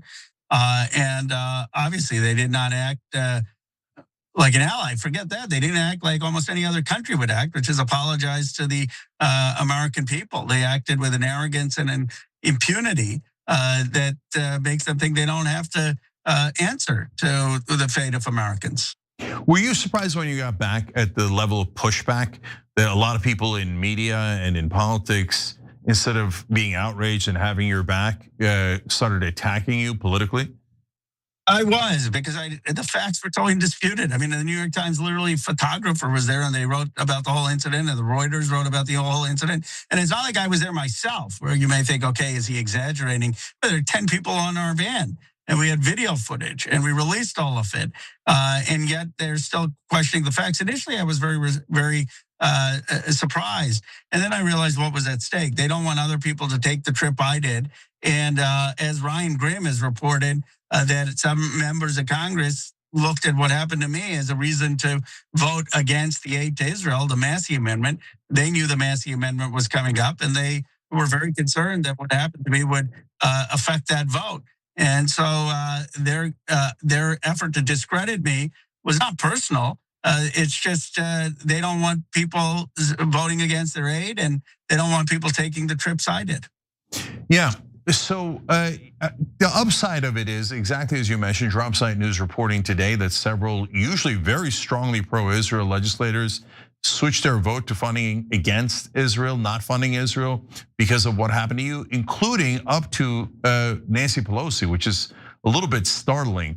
So was it gratifying to see at least some Americans? I mean, this should be all Americans, and some Democrats, it should be all Democrats, but at least some Democrats coming to your defense and saying this is unacceptable, and we're not going to fund a country that does this to American representatives?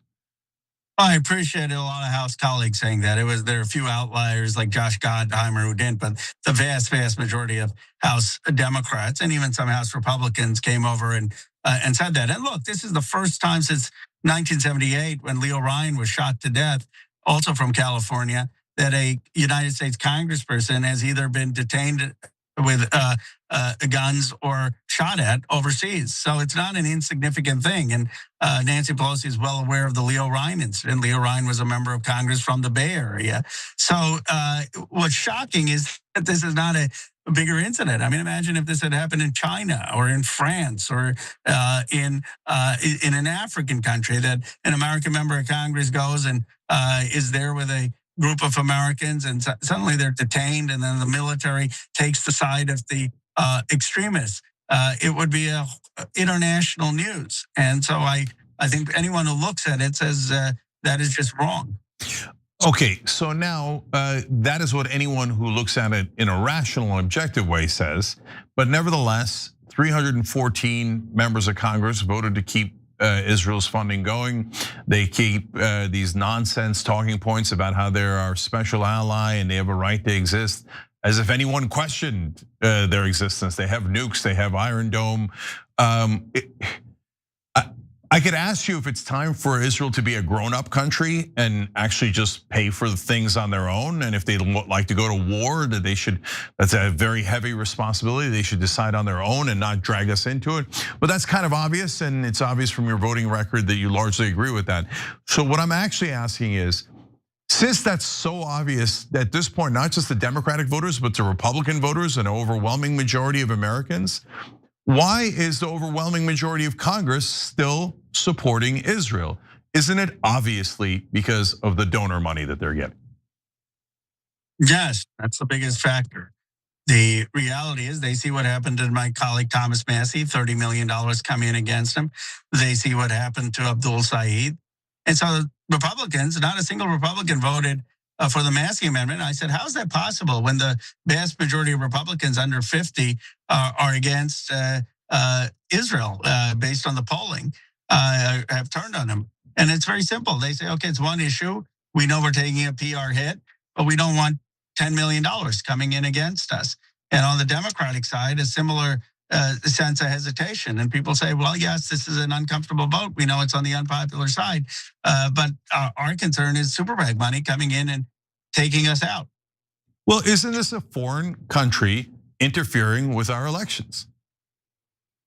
Oh, look, a lot of them are Americans, and they're American citizens who have a view of what our foreign policy should be. But it is the prime example of why we need money out of politics, why we need to overturn Citizens United. You and I have talked about how Congress is never going to do that. So we need a constitutional amendment to overturn Citizens United so we can get private money out of politics, regulated, and go to the states to have at least 2/3 of the states recommend an amendment. And the reason this has become such a big issue on Gaza and Israel is it's exhibit one of a corruption of a political process that has led to a foreign policy that is not just against American interests, but has led to the deaths of nearly 20,000 children in Gaza and is supporting apartheid in the West Bank. Yeah, they're US citizens, but some of them are dual Israeli citizens, but they are definitively saying that the members of Congress should be loyal to Israel and not to America. That is definitive. That is what the money is for. Millions of dollars to be loyal to Israel. I think it's disgusting. I'm really glad that you're a leading proponent against that. Last question for you, and this is tough because of the danger that you were in and how awful it is, but how much you also learned from it. Should more members of Congress try to do a trip to the West Bank, not a Israeli-led propaganda trip, but the kind that you did? Absolutely. You can't understand it until you see it. I mean, it's ironic that people are saying this is a publicity stunt. It's about as stupid as people who said that Donald Trump staged his own assassination. Usually people don't ask to be held up. His own assassination attempt. Usually people don't ask to be held up by people brandishing guns. But I do believe that people in our country, members of Congress, need to go there and see it. And yes, it is some risk. I'm not going to lie. It is uncomfortable. You can take security. Maybe the Israeli government will be a little more careful because of what happened to me. But I may, as you know this, I'm an action-oriented person. I don't just talk. I put my body on the line, not the way so many people do, protecting Palestinian villages, but I went into the actual areas for 3 days. I have actually delivered the release of the Epstein files. I had a primary run against me because I said we should tax billionaires, and that led to the California ballot initiative getting on the ballot. I have said we should subpoena Elon Musk, and he threatened to sue me. It's a time for the Democrats to have action, to be courageous, to take a moral stand, and that's really, I think, what people are asking for. All right, Representative Khanna, thank you for leading by example. There was no question there was courage involved, and there's no question there was leadership involved. So thank you for doing that, and I agree with you. I hope more members of Congress do exactly what you did and get a real eyewitness account of what the terror that the Palestinians live under in the West Bank, so we can see how awful this apartheid state we're funding is. All right, thank you for joining us. Really appreciate it. Thank you, appreciate it.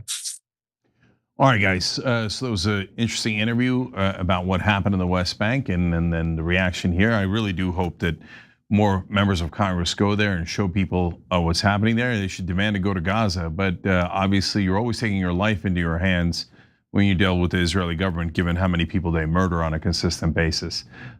So we're gonna take a quick break here. When we come back, of course, Ben Shapiro is going to defend those murderers. He was very upset at what JD Vance said about Joe Rogan. You cannot criticize beloved Israel. Well, Vance did slightly, and I'm gonna do a lot more. So that when we return.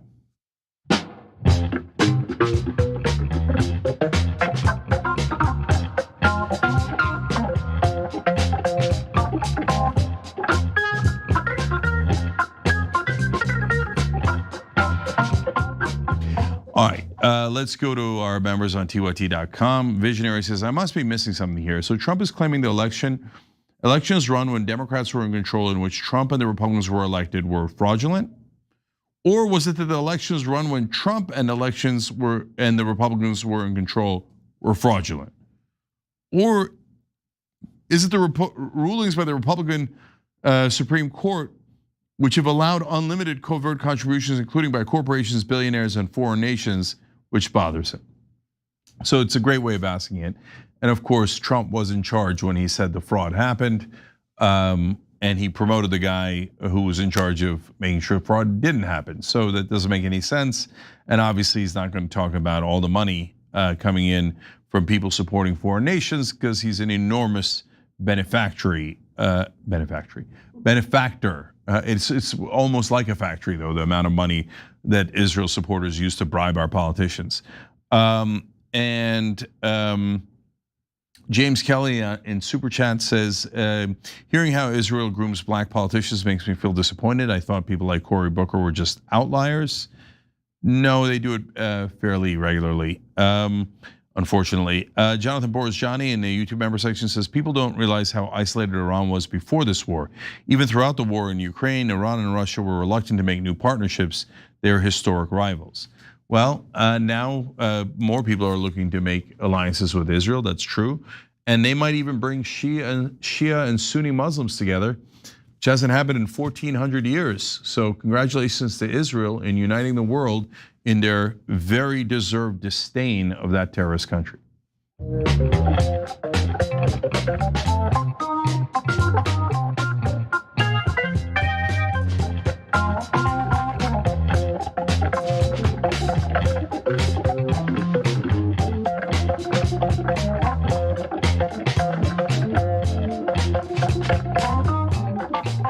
All right, back on TYT, Jane Cougar, Sharon Reed with you guys. Sharon's on Rebel HQ right here on YouTube. Make sure you check that out. Sharon, looking forward to doing some stories with you. So let's hop to it. I'll start the first one. So Ben Shapiro is very upset that JD Vance went on Joe Rogan's show and hurt his feelings because he criticized Israel. You can't do that. Ben Shapiro loves America so much that he wants America to completely serve Israel. So, and apparently he's also mad that he's slightly criticized Wall Street. Oh no, Ben Shapiro's two favorite things in the world: dirty bankers on Wall Street who rob us blind, and Israel who robs us blind. Sharon has a story. Yeah, Cenk, Shapiro had three main problems with Vance's comments. We'll break those down for you. First, Shapiro was mad that Vance called out an Israeli influencer. We did cover that story earlier this week. In case you missed it, though, here's what Vance had to say. There was a Time story that came out yesterday that basically there are certain influencers in America who are being paid in order to attack the deal. People are always going to try to influence the United States of America, whether they're allies of ours or whether they're enemies of ours. But again, when I open up the pages of Time magazine and I see that there's a literal foreign influence campaign being funded to tank the very deal that I was pursuing, and oh, by the way, many of the people who were receiving that money were actually attacking me in completely dishonest ways, you know, my response to that is, well, go to hell. I'm going to do what I have to do for the American people. I represent Americans first, and that's the way that I've tried to do this job. So now let's get Shapiro's direct response on this one. Listen. The vice president, in order to defend his bad deal and his bizarre view of foreign policy in which Iran is, you know, a potential friendly, and the Pakistanis are friendlies, and the Qataris are friendlies, and they're all friendlies.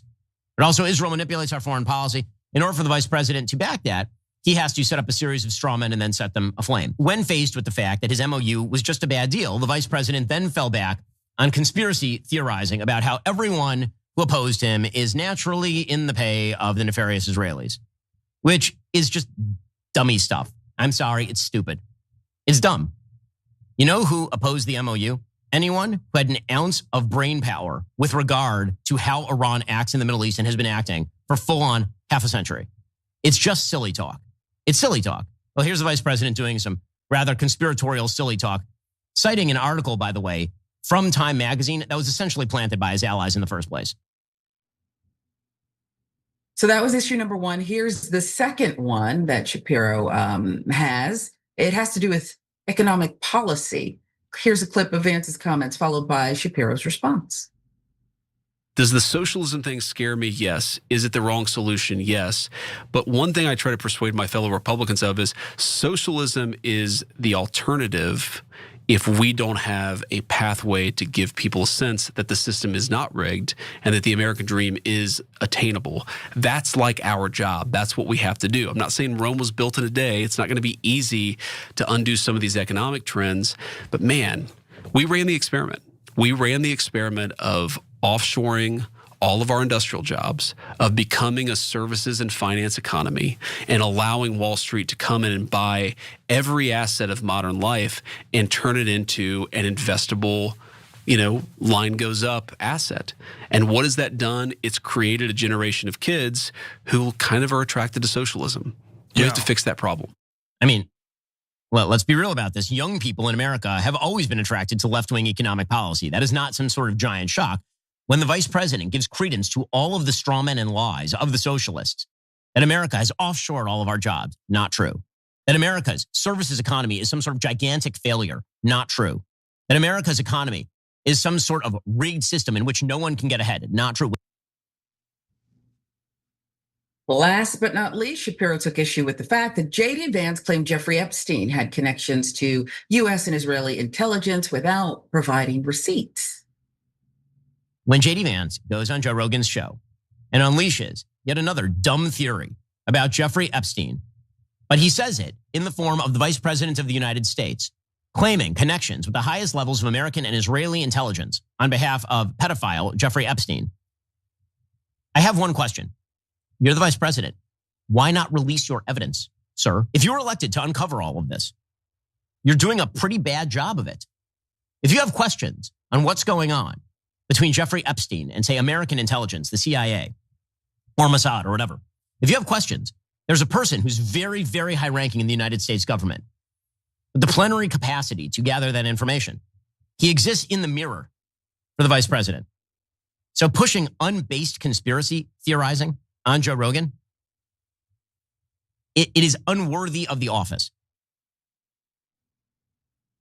All right, so there you have issues 1, 2, and 3, Ben Shapiro versus JD Vance. Cenk, why don't we start with number 3 that put Epstein front and center and dissect the argument, who's winning, who's lacking in that argument? Yeah, so first of all, Jeffrey Epstein was definitely working with the Israelis. Drop Site News has proved it. He procured cyber weapons for them. He represented them all the way back in the Iran-Contra affair when the CIA worked with him to clean out the planes they brought the drugs in. So our government has been aware of Epstein and who he works for this entire time. Epstein also made deals on behalf of Israel with Russia and Mongolia and a great number of countries. His best friend was the person who ran the Oslo Accords, the same Oslo Accords where Israel got to claim, oh, we offered something to the Palestinians, but they didn't take it. It's all their fault for us taking their land. And on and on and on it goes. The Israeli prime minister went there 30 times. The Israelis had tape, had the place bugged. They had Mossad agents there. It's the most obvious thing in the world.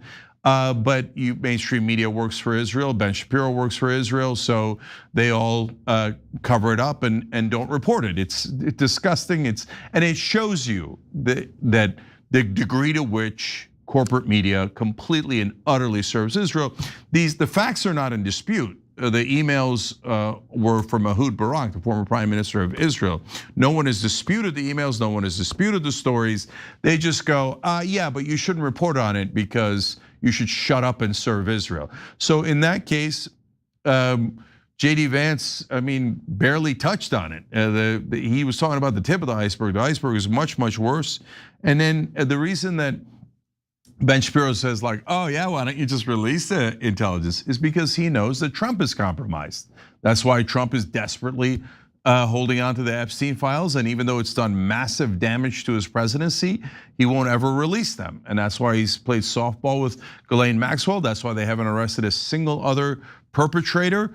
And Shapiro knows that. And since Shapiro knows that, he goes, ha ha ha, I'll do this cute little trick where I'll say, oh, why don't you release the files? When in fact, if Vance tried to release the files, Ben Shapiro's head would explode. He'd be so enraged. How dare you do this to Israel? I mean, Epstein had nothing to do with Israel. Come on, everybody knows this. This is, so look, Sharon, what's interesting about it is that Shapiro doesn't really question any of the facts. He just says, this is silly, and the vice president shouldn't be doing this. But those aren't really factual arguments. He brought no receipts at all. And in the defense of the bankers, I thought that was really interesting. He says, well, young people, of course, support policies that are more honest. I mean, he calls it socialist, but who wants the bankers to rip us off? We're not worried about the bankers being bankers. We're worried about how they're rigging the system and having unfair advantages because they paid off the politicians who then set the rules on their behalf. But Ben Shapiro makes the argument, no, the status quo in America is great. The system's terrific. We shouldn't change anything. But Sharon, why did Trump get elected? Because most of the country, and including a giant percentage, almost all of the Republicans that voted for Trump, were desperate for change. So here he is telling the Republicans, shut up, you're not gonna get any change. You're just gonna serve Israel. And then I'll get to the last clip in a second. But that's what it looks like to me. What do you think?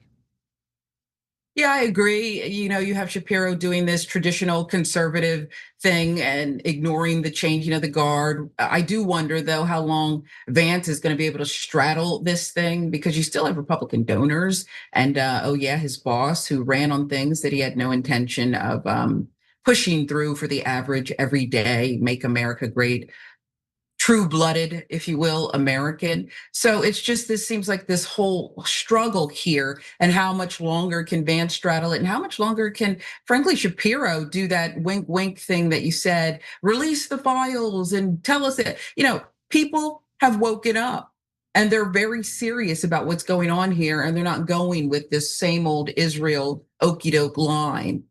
Yeah, and then the first clip, he's like, it's a silly idea that Israel's paying anybody in the media, except for the fact that it's on paper. Brad Parscale, registered as a foreign agent of Israel, gets paid $1.5 million a month, and then shares that bounty with other people in the media. That's literally his job, is to pay people to support Israel in this country, and to do that through the media. And who's Ben Shapiro kidding? Does he think that there's a single American who he can trick into thinking that he's not in favor of Israel, that he's just objective? He just objectively finds Israel the greatest nation on earth, and how America should be the loyal servant of Israel and give them hundreds of billions of dollars and conduct every war that Israel commands us to conduct and waste trillions of dollars. Ben, we all know that you love Israel and you're the most biased person in the whole country. Everybody knows that you want America to serve your favorite country in the world, Israel. The idea that we benefit from this relationship is a joke. The idea that they're not all over our media is a joke. Ben Shapiro's on our media. Ben Shapiro 100% is in favor of Israel. Fox News, run by a radical Zionist, Rupert Murdoch. Every single anchor is on their knees for Israel every day. We showed it earlier on the program. Oh my God, everybody's an anti-Semite. You better support Israel, bow to Israel, pay Israel, do Israel's wars. We're not blind and we're not deaf. Ben, you could keep lying, and all of your radical Zionist friends that are all over media, infiltrating this country, infiltrating our Congress. It's super obvious, to the point where even JD Vance has to say something about it, because now 57% of Republicans under the age of 50 have also woken up and realized that Israel's not our ally, they're our enemy. They're an enemy that has infiltrated this country in every way. They've stolen trillions of dollars from us and gotten so many Americans killed. They've stolen our nuclear weapon technology, they've stolen our nuclear triggers, and they've stolen our uranium, which I'm positive Ben Shapiro knows a thing or two about it. And if you don't, Ben, maybe you should check with some of your family members.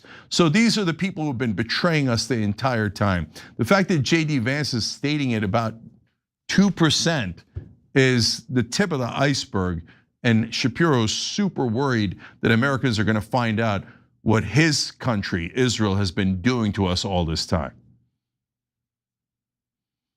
Yeah, and it seems inevitable. When you mention the money and so much of it that's been spent in this campaign, and yet the numbers are moving in the direction Israel and their supporters don't want it to go in. It does make me wonder about, well, what's their next pivot? Because there's not much nuance to this, with the Ben Shapiros of the world. So we'll see. No, I know what the next pivot is. It's direct oppression. Since they lost the debate, Ben Shapiro has almost no viewers left.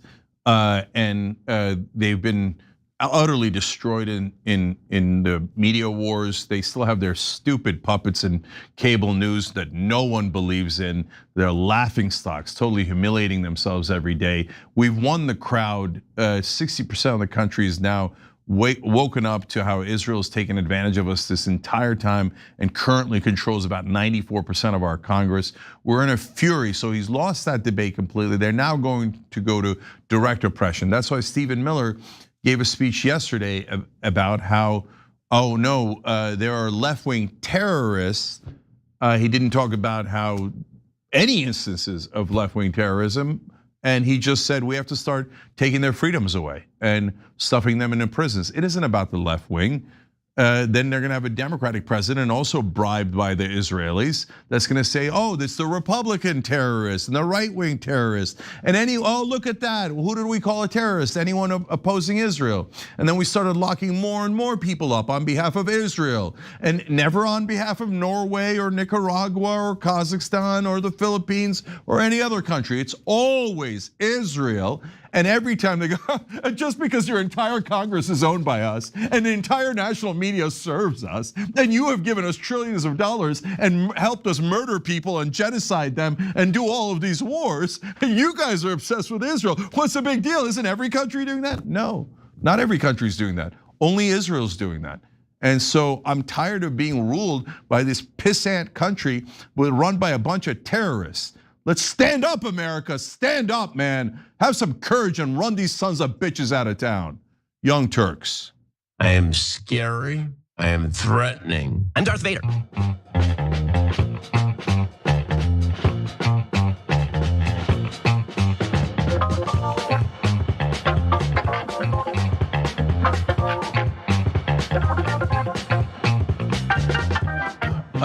Guys, we did a poll the other day. How much influence do you think Israel has over the US government? And we gave 4 options: none, small amount, huge amount, near complete control. 82,000 votes, huge amount, or near complete control is at 96%. So when you ask real Americans, 82,000 of them, and they're not just our audience members. When you do a poll on YouTube, it goes to a lot of different folks. 96% think that they have either enormous influence or complete control. And by the way, complete control won, okay? But in the media, they're like, no control at all. Control, you anti-Semites. How dare you bow to Israel? But you see how I don't serve Israel at all? No, I see that you absolutely do. Anyway, I'm going to a Turkish festival, my first one in America, which is kind of funny. It's in the Chicago area, Tinley Park Convention Center, August 1st and 2nd. So check that out when you get a chance. It's called Media and the Demonization of Muslims, Problems and Solutions. I'll be explaining the problems and giving the solutions. So check that out in the beginning of August. Ring the bell if you can on YouTube. It helps the show a lot. Let's go to more comments. I don't know if this is right, but Toby is reporting on our website, one of our members, possible big loss for Israel. Kentucky Governor Andy Beshear has received calls that say Mitch is dead. So I'll look into that after the show's over. And I am so out of time. Okay, all right, we'll be right back.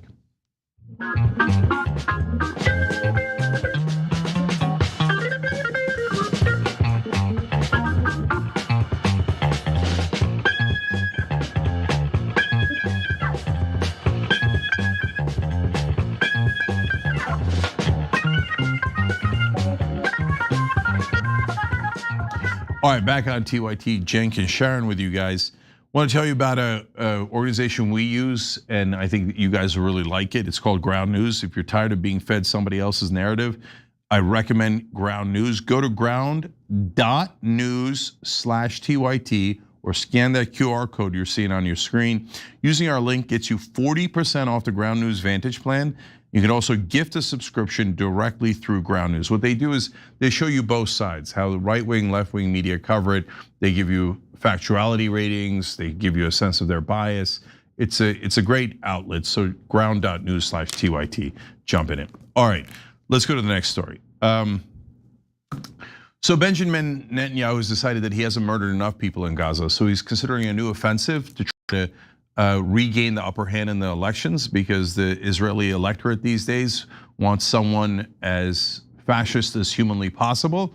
And so if you haven't murdered enough people in Gaza yet, you haven't done enough. And oh, by the way, are they really going to set up the Trump Riviera in Gaza? Of course, that was a joke and a lie and deep Israeli propaganda. But Sharon is here to tell us the truth about what's actually happening. All right, so here it is. Israel will be holding elections, Cenk, in October. The polling currently indicates that Netanyahu will be replaced by former Israeli Army Chief Gadi Eisenkot. Former general is considered the architect of the Dahiyya Doctrine, an Israeli strategy of striking urban areas with overwhelming military force to deter militant groups, which was put into use during the 2006 Lebanon War. Wall Street Journal with the reporting. But according to The Guardian, there is growing apprehension that Netanyahu, facing the threat of electoral defeat, will gamble on a new all-out offensive in Gaza before that October vote. Israeli officials have repeatedly suggested that a return to war is inevitable on the grounds that Hamas has refused to disarm. And there is more bad news for Gaza. You might recall Trump's Board of Peace proposed a highly optimistic plan to restore Gaza. Here is a refresher from Democracy Now! As President Trump formally inaugurated his so-called Board of Peace at the World Economic Forum in Davos, Switzerland, Thursday, his son-in-law, Jared Kushner, presented his vision of turning Gaza into an upscale, futuristic seaside resort with gleaming skyscrapers and entirely new cities, an ambitious proposal that would require an investment of at least $25 billion. Kushner outlined the so-called Gaza Master Plan as he presented slides, one of which showed a map of the besieged territory divided into different zones.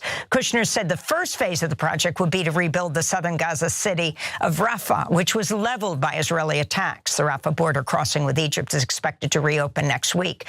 Families in Gaza fear Israel and the US will move to forcibly displace them to another country. This is Jared Kushner laying out his plan. We've developed ways to redevelop Gaza. Gaza, as President Trump's been saying, has amazing potential, and this is for the people of Gaza. We've developed it into zones. In the beginning, we were toying with the idea of saying, let's build a free zone, and then we have a Hamas zone. And then we said, you know what, let's just plan for catastrophic success. Jared Kushner. The Board of Peace is now pursuing the notably less ambitious plan of building a refugee camp in Gaza.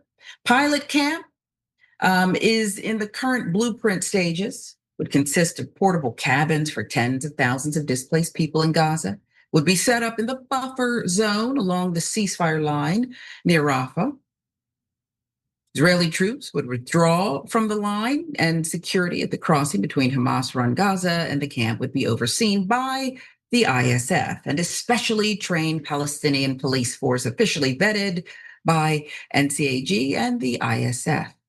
Though in reality, Israel is expected to have a decisive say in just who is recruited. But even that might be preferable to the alternative. Anonymous diplomat telling The Guardian that if the Board of Peace chooses to do nothing, then far-right Israelis would fill the void and move to ethnically cleanse that territory. The aim is just to keep something going, keep the ball in play, because if you stop, there are others with a more extreme agenda just waiting to jump in and take over. And they are talking about wholesale population transfer and colonization. Meanwhile, the Israeli government is refusing to listen to the Board of Peace. Ari Lightstone Trump administration's lead negotiator in Israel, who also serves as a BOP advisor, wrote to Netanyahu, the government, privately in June, calling for a relaxation of restrictions on dual-use humanitarian aid entering Gaza, which have stopped the shipment of essential items such as water pipes, solar panels. According to an anonymous official, the Israeli government has failed to approve that request, Cenk. Yeah. So what do we tell you? The Israelis are never going to stop. So they pretended that, oh, we have to keep bombing Gaza in random places and murdering their kids because tunnels, because hostages. Now we found tape, and we showed it to you guys the other day, that the Israeli government actually was ordering killing their own hostages. That's on tape. So as Hamas was taking them back, the Israelis were trying to kill their own hostages. It's unbelievable. But they pretended they cared so much about the hostages, and then they dropped bombs in buildings that might have had the hostages in them. So they never cared. It was always a lie. I don't mean the people of Israel. The people of Israel did actually care about the hostages. The government didn't at all, Netanyahu's government. And then now their new excuse, well, if you give the hostages back, then we'll get out of Gaza. Total lie. They now have 70% of Gaza. They were lying all along. They were never going to leave. We were 100% right. Everyone supporting Israel in media was 100% wrong, but they never believed it in the first place. They were lying to you on purpose. They knew they were going to keep Gaza. And so now, what's their new excuse? Oh, Hamas didn't turn over all their arms. Now, how the hell would we know how many arms they have and if they've turned them all over? Well, it doesn't matter. It's an impossible standard on purpose, so they can go back to murdering more people in Gaza, which is what they're going to do. And now they're setting up this, the Trump Riviera has turned into a refugee camp. But there's another word for that. When you stuff 2.2 million people into 30% of Gaza, how big was Gaza Strip overall? The size of Vegas. Now we're talking about 30% of Vegas with 2.2 million people stuffed into it. All the buildings destroyed, all the hospitals and schools destroyed, people living in tents. That's a concentration camp. And then Israel is saying, you Americans have to fund our concentration camps. You owe us. You better give us more bombs to kill more of their children, and you better give us more money so we can run those concentration camps in Gaza. So that's where we are today in most of our Congress, and we just had a vote on it. 314 to 104. People were like, it's remarkable that 104 American representatives actually voted to defund Israel. Why is that remarkable? They're one of the most monstrous governments on earth. They're in the middle of an active genocide and force us into these horrific, disgustingly immoral wars. But 314 of our deeply corrupt Israeli servants pretending to be American representatives said, no, let's give them more money. We haven't given them enough. Give them more. Now, of course, it's not their money, it's your money. You have to work harder so that they can take more out of your taxes so they can send it to Israel to run concentration camps. I mean, Sharon, in a sense, I'm both filled with nothing, like complete outrage, and I'm out of outrage. I'm exhausted from having to fight the gaslighters here in America. Non-stop lies, all in favor of the same exact country, and the same exact country that demands hundreds of billions of dollars from us, that demands endless wars from us, and nothing but disgusting liars all over media pretending they're the good guys and the people that they're slaughtering are the bad guys. Yeah, they're not even fancy lies because they don't have to be. I mean, they're not like intricate lies. They throw out these things that are far-fetched, farcical, the con, whatever you want to call it, as the American people, hardworking people, as you mentioned, Cenk, have money being taken out of their checks at rates that nobody can afford at this point, and we're fed up. But I still wonder, when will the fed up 60 or more % of the American public overtake the corrupt public officials in America, the lack of accountability throughout the world? It's like Israel will constantly just give the world, everyone, the middle finger. Who's going to check them? Because right now, nobody's really going to check them. We can have this little 30% of Vegas and millions of people jammed in this concentration camp and nothing changes. Yeah, because the minute that someone fights back against Israel, after Israel invades them, attacks them, burns their houses down. By the way, that's literal. There's a video out today. I put it up on my social media, where the Israeli settlers have started burning down the homes of the Palestinians in the West Bank. And of course, the Israelis look by in glee because they want to destroy those Palestinians in the West Bank. They call it Judea and Samaria, and they think that God told them to murder those Palestinians and steal their land. And our media cheerleads it. So I couldn't be more disgusted by the people in mainstream media who turn out to be all terrorist supporters and genocide enablers, and disgusted by the 314 Congress people pretending to be Americans representing this evil government running concentration camps and genocides with our money. All right, Sharon, thank you for joining us. We'll be right back.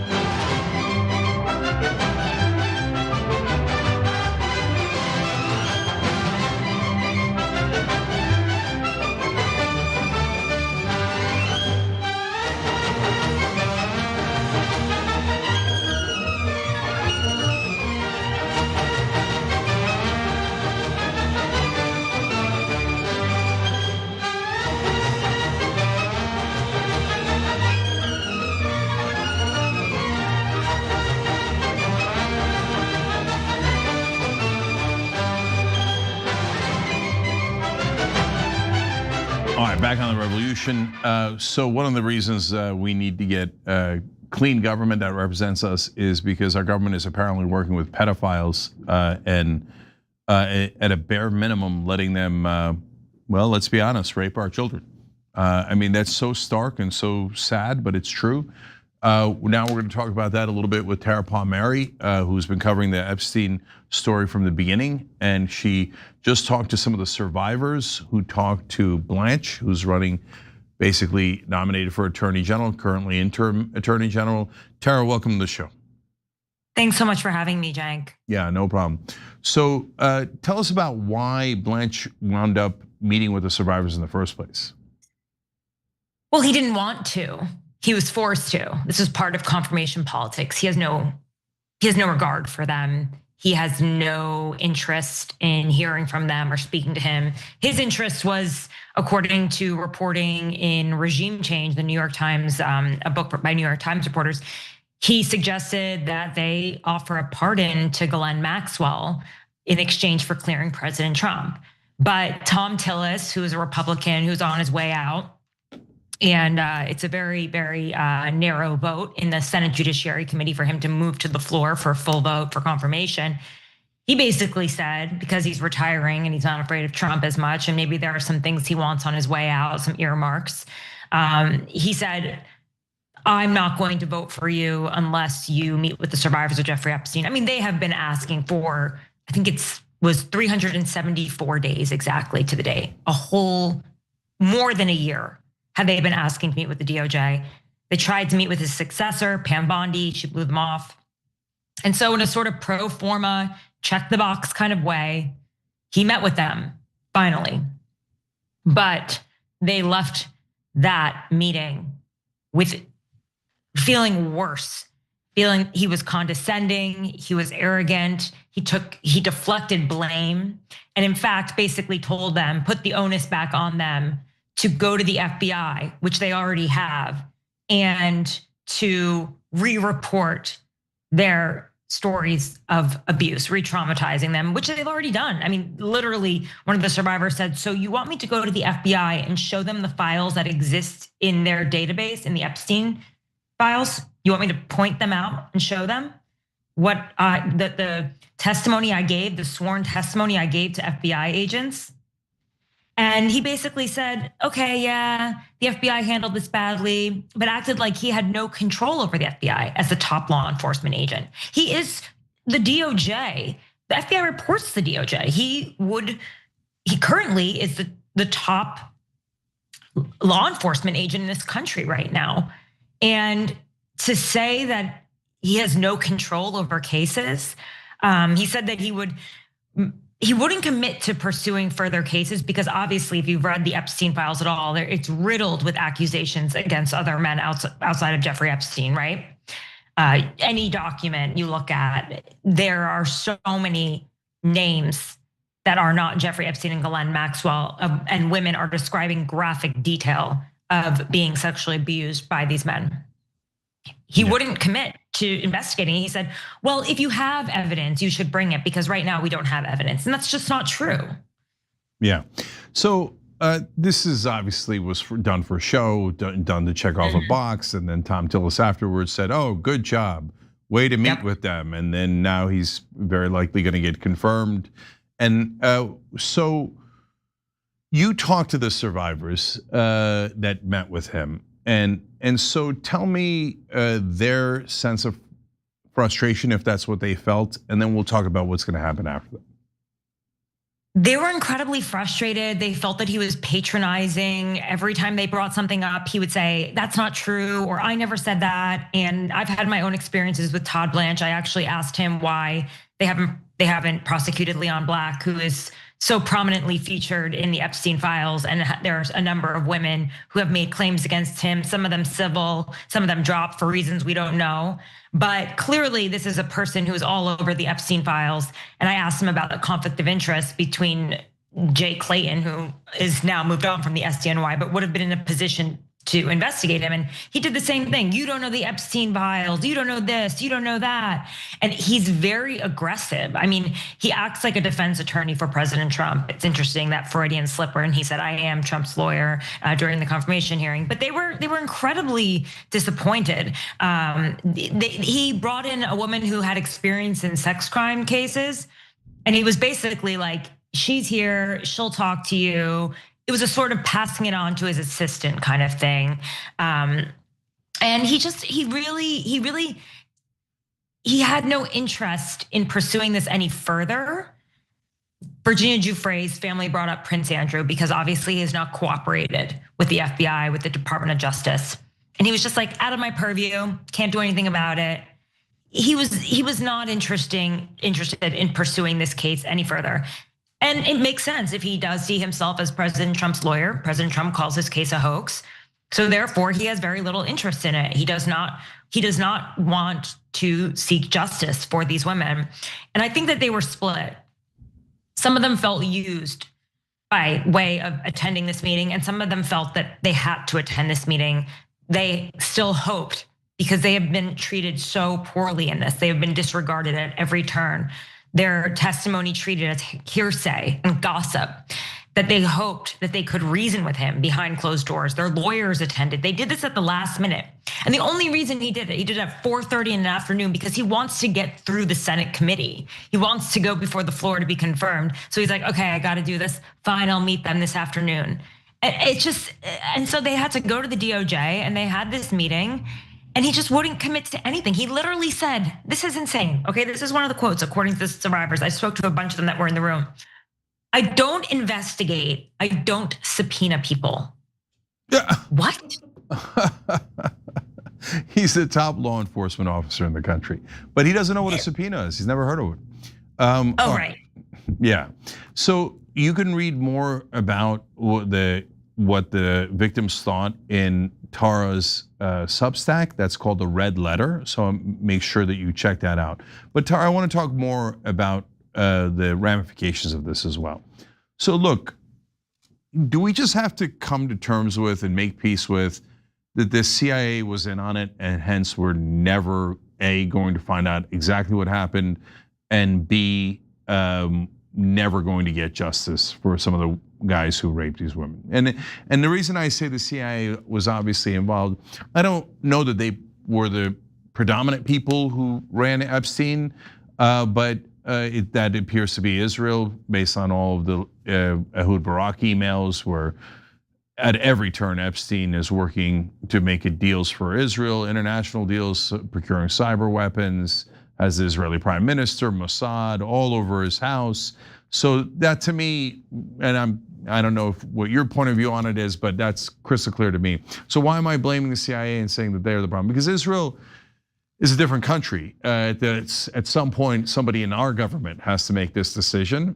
And since the CIA worked with Epstein all the way back in Iran-Contra, and he helped them clear out the planes, it appears the CIA knew all along what Epstein was doing and looked the other way as he raped American girls here. So with that kind of egg on their face, they can never, ever admit it, could they? Here's what I think. We know that we've only seen 300 megabytes, okay, of data so far, of 40 terabytes, which they're sitting on. That's according to internal FBI emails in which officers, FBI agents are discussing how much data they have on Epstein, because he had these little pin cameras in Kleenex boxes inside of his house. I mean, you can read emails in which his staff says, I got these cameras, they're so small, you won't even see them, okay? So they are sitting on so much footage. Now, JD Vance likes to say, oh, the 2.5 million files are all a man named Jeffrey Epstein, another man named Jeffrey Epstein. That's absurd, okay? We know from what we've seen in the files, though, that his lawyers wrote a FOIA request, a Freedom of Information request, to the NSA, that's the National Security Agency, and the CIA, asking for proof of affiliation. They wanted to prove that Jeffrey Epstein had done something for the United States in terms of what? Likely an informant, right? I believe that Jeffrey Epstein, based on my reporting, was a sort of gun for hire, you could say. And I believe that he was working for multiple governments at the same time. He certainly bragged about it. And he first started informing the government way back when he was involved in a Ponzi scheme. At the time, the biggest Ponzi scheme in the world. It was a $300 million Ponzi scheme with Stephen Hoffenberg. Jeffrey Epstein was cooperated with the prosecutors. Stephen Hoffenberg died in prison. How does that work, right? So Jeffrey Epstein is a Whitey Bulger type. He has been useful to law enforcement. And look at his relationships. They go all the way to the top, to presidents, to prime ministers, to, this is not like convenient. And he was close with Ghislaine Maxwell, whose father, Robert Maxwell, was very much assumed to be a Mossad agent, but he was also assumed to be an agent of Russia as well. It's a sort of this world of double dealing in multiple different, countries and double agents. I mean, he was also close with Prince Andrew. What kind of intel was he getting there? So although we do know that MI6 from some good reporting did warn the Queen about Prince Andrew's activities and his relationship with Jeffrey Epstein, and she did nothing about it. Yeah. I can't say for certain that he was a spy, but we know that he certainly was trying to prove that he was helpful to the US government. And we know that there are files that we can't see for national security concerns. 2.5 million files, are they all national security? Yeah, no, look, there is no rational people left anymore that don't think that the government is covering up these crimes. Like, the only people who won't say that are like national media reporters who are, in my opinion, the biggest liars in the world. So they'll always cover things up. And we cannot tell if he worked with the CIA. Bro, he was part of Iran-Contra. How many civilians accidentally walked into the middle of Iran-Contra? And they're claiming, the government's claiming they have no videos. why did they put the video cameras in the Kleenex boxes? I mean, this is a joke. This is an absolute joke. And Armenia's Actually, they did tell me they had videos back in before they released the files. My sources told me they had a lot of video that they were sitting on. So tell me more about that, right? So who were your sources? I don't mean their specific names, but like what category? Inside of the FBI, yeah. So they have tons of video. Did they tell you what kind of? They weren't afraid to talk about it before Bondi said case closed. I mean, I've been working on this case since 2019 when he was first arrested. I did a big podcast on it. I interviewed one of the lawyers for Jane Doe 1 and who's worked with most of the survivors. And he told me that when he spoke to Jeffrey Epstein's security guard, his security guard, this big guy, his name is Igor Zinoviev, okay? He was a Russian UFC fighter, that he warned him to back off Epstein. This is according to Brad Edwards, one of the lawyers, because Epstein was CIA and while Epstein was in jail as serving time as a sex offender, that he went to Langley, which is obviously the CIA headquarters, to get packets, binders of information to bring to Epstein while he was in jail, where he was also assaulting women, by the way, assaulting women with policemen outside of the door of his office because he got to do a sort of, what was it? I guess home, like he had an ankle bracelet for half the time. It was a joke. Yeah, no, it wasn't even half the time. He only had to go there to sleep at night. He could go and work in Palm Beach during the day. It was like he was treating it like a hotel because he ran the place, just like Ghislaine Maxwell now runs the place in the minimum security place that she worked in. And Robert Maxwell was definitely an Israeli spy, and the Israelis celebrate him as such, and they gave him a state funeral. They just happened to also sell our nuclear technology to the Soviets because the Israelis betray us at every turn. So Robert Maxwell is another Mossad agent who betrayed us. Ghislaine Maxwell is very likely a Mossad agent that betrayed us. And she's being treated like royalty. So none of this, in fact, the part I didn't know though is that somebody was bringing him like files from Langley to look at while he's in prison. I mean, this is over the top. I reported on this actually. It's in the red letter. It's on my YouTube page as well. But yeah, I have interviews about this, and I reached out to Langley and I asked them, "Can you show me a full record from this year? I want to see the visitor log because you can sure bet they have a visitor log. Okay, you can bet that." And they never got back to me. I mean, they would say, "Okay, we hear your request," back and forth for months. Would refuse to comment or get back to me. Yeah, that's a very easy that is a very easy request from their office. No, our government is in on it. There's no question. This is not like, oh, I accidentally lost hundreds of hours of video of underage rape. Yeah. No, that's not an accident that happens. Oh, that's a guy I have done business deals with, including Iran-Contra. Oh, I did not notice him riding a pedophile ring very spectacularly and publicly, even after he was arrested in 2008. Come on. So we all know the government's 100% lying. They were lying under Democrats, they're lying under Republicans, but yes, they are lying more under Trump, who claimed he was gonna release the files. Turns out he's all over the files, which brings me to JD Vance. So Vance goes on Rogan and comments on the Epstein case, and they say, and Ben Shapiro, we covered it a little bit earlier on the Young Turks, livid. How dare you even mention Epstein? So what was your take on what Vance said on Rogan? It really bothers me that he keeps saying that. I'm trying to see if I have the file here, but he keeps saying that President Trump kicked Jeffrey Epstein out of his club, but that's not true. And how do I know that? Because there's a file that one of the members of Congress went to the DOJ, and it's an email with the subject line Trump, okay? So she went to the DOJ and she asked for permission to see the redaction to this email. And in the email, it's Epstein's lawyer and Trump's lawyer coordinating. Basically, not an on the record testimony, but an interview with a victim's lawyer. And in that interview, they say, Trump said he never kicked Epstein out of the club. Epstein, all of the things that he never had a problem with him. I want to get the exact, I'm trying to see if I have the exact email right now. Actually don't have it, but basically this whole idea that he reported Epstein is also not true. The investigation was long underway, and Trump had then seen Epstein as some sort of enemy because of this real estate deal. I mean, they were bidding over a piece of real estate property, ironically called the House of Friends waterfront property in Palm Beach. And because Epstein was bidding on it, it drove up the price, and Trump was pissed about that, right? And so he started to hate Epstein, and so he thought he could help the police, but they were friends. It was ridiculous. This whole idea that JD Vance tries to make, Trump look like he's the white knight in this situation. It's absurd, and it's offensive, frankly. Yeah.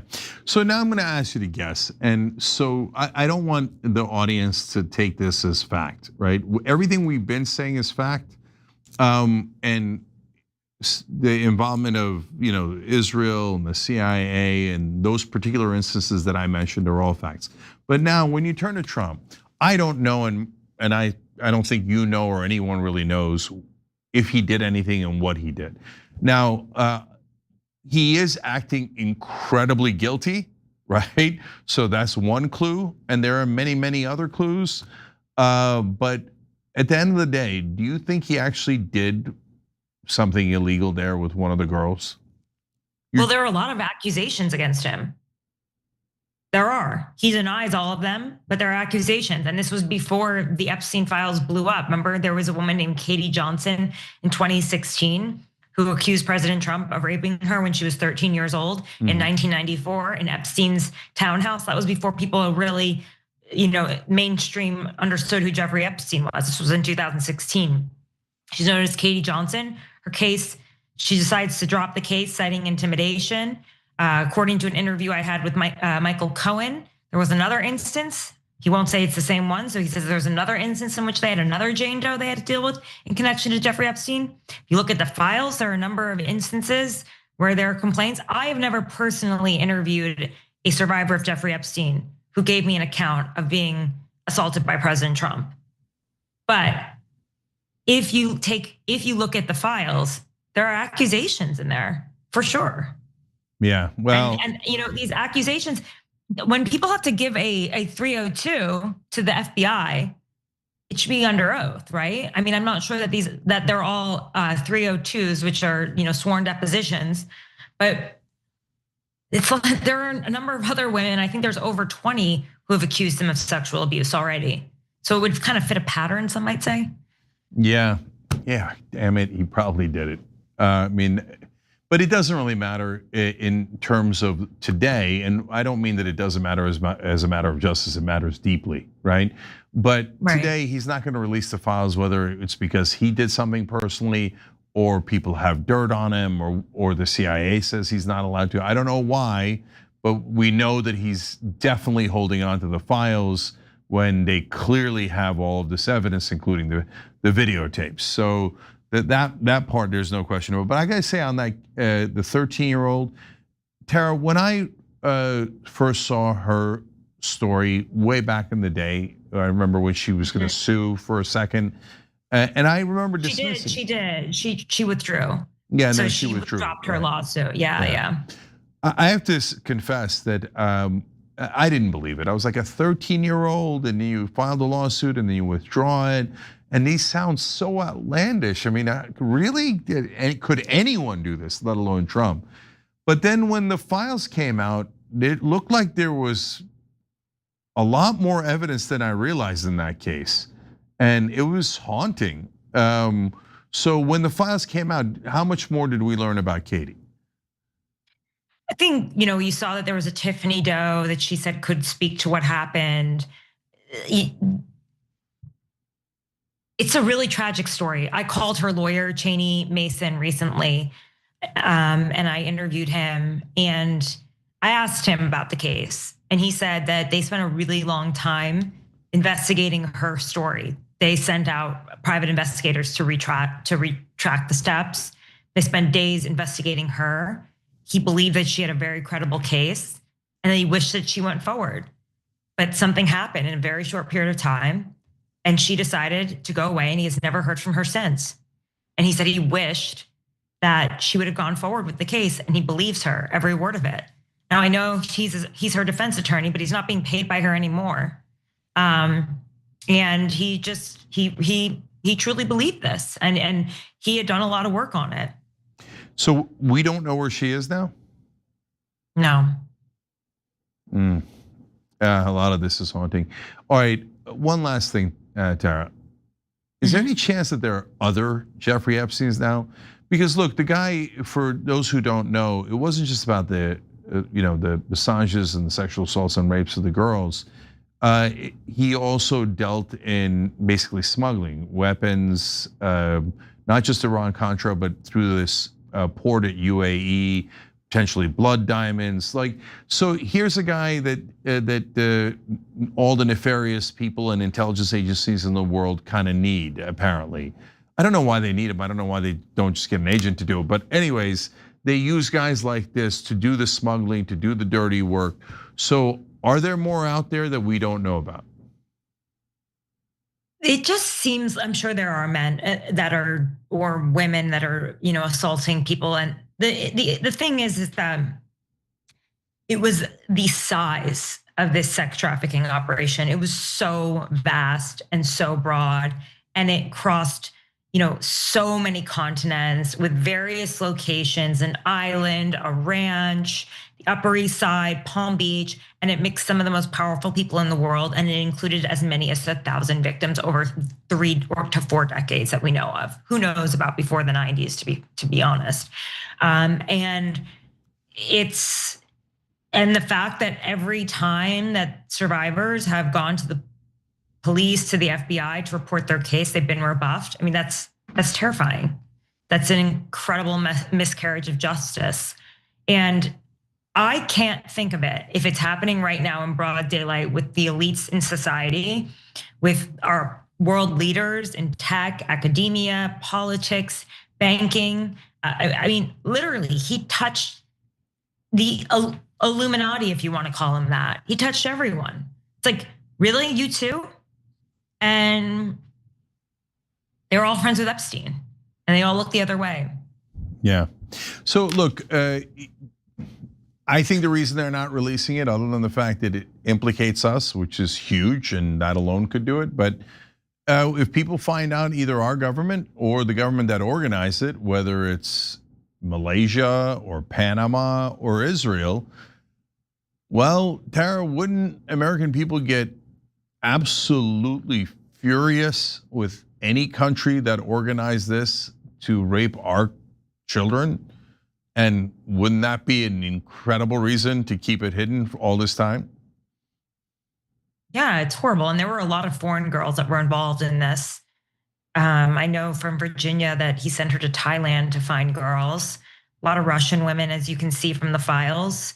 They were talking a lot about Schengen or EU or Russian visas. Visas were the game, right? That's how they kept these girls. He created this modeling agency, MC Squared, to mean Einstein, to reflect the Einstein visa.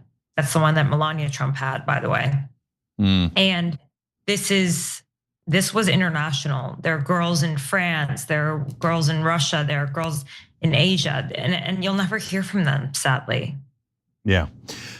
There's evil in the world. All right, and Tara Palmieri covers it and unearths it, and it's not an easy job, and we appreciate it. So check out the Red Letter on Substack. Check out Tara's channel on YouTube. Tara, thanks so much for joining us. Really appreciate it. Thank you. I appreciate it. Have a great night. You too. All right, we're actually gonna come back publicly and do another interview for you guys. These are the folks who are being attacked for denying Dan Goldman, former Representative Goldman, future coffee.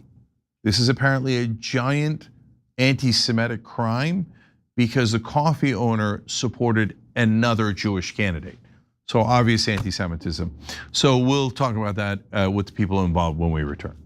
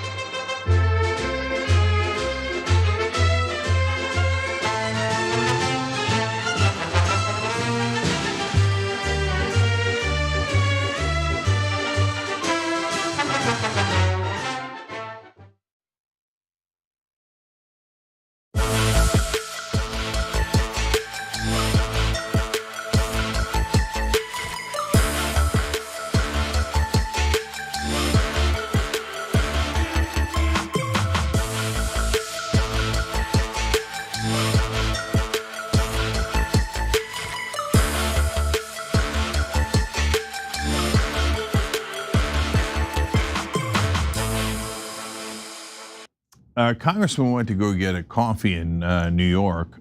He got it perfectly fine. But then the shop owner told him that he doesn't really want him back publicly because of his support of a genocide in Gaza. And then it became a giant national scandal. Well, we now have that shop owner and the good folks looking out for him. And we want to talk to them about this situation. That's Parviz Mohammed Kulov. He's the owner of the coffee chain Poetica. And then helping him out is Janine Yunus, the new president of the American Arab Anti-Discrimination Committee. Welcome both. Thank you. Thank you so much for having us. Yeah, no problem. Thank you very much, Jane. All right, so Parviz, let's start with you.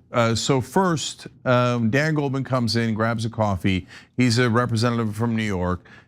He's running against Brad Lander. He winds up eventually getting landslided and completely humiliated in that race by Brad. You support Brad Lander, if I'm not mistaken, but you tell me. And then Dan Goldman, since you told him not to come back to the coffee shop, says you're anti-Semitic. But isn't Brad also Jewish? Yes, so first of all, Dan Goldman is my representative. I live in his district. Most of my coffee shops are in his district. Funny enough, the only one that we had the protest is outside his district. All the other ones are in his district. Him calling me anti-Semitic, I think it was very bizarre, because I have been trying to talk to Dan Goldman for years since he's in office. I've been emailing him, calling his office, so he meets with us, with his constituents that are against the genocide, but he always ignores us. And yes, I am a big supporter of Brad Lander. He have listened to us. He's changed his stance on the genocide. He, in the beginning of his campaign, he wouldn't call it a genocide, but then he started calling it a genocide, which it is. That's where we stand. Yeah, so I remember the skit on Seinfeld, No Soup for You, right? And that was fun back in the day. Now when you say no coffee for you, all of a sudden it's a federal case. So tell me why you decided to make it public that you didn't want him to come back to the store. How do you talk to a congressman that ignores you? Again, Dan Goldman can look up his records. I'm very consistent, and I've always been critical of his votes, and I've always tried to have a conversation with him. I've requested meetings, I've emailed, I've commented, I've DM'd, I've tagged him on the news where I saw horrific things being done to kids. He ignores me. How else do I talk to a representative that represents my vote and sends money on my name to essentially kill children? What other options do I have if having a business where he happens to come is the only place where I get to get his attention 2 days before the election? Yeah, so Janine, now, okay, they have this tiff and Dan Goldman goes and cries to all the media, and all the media, of course, loves Israel. So they're like, oh, it's anti-Semitism not to give coffee. It's anti-Semitism to support the other Jewish candidate. Okay, so, but then people have got to be wondering, why are you involved? I mean, it's not like the government is considering a case against Parviz.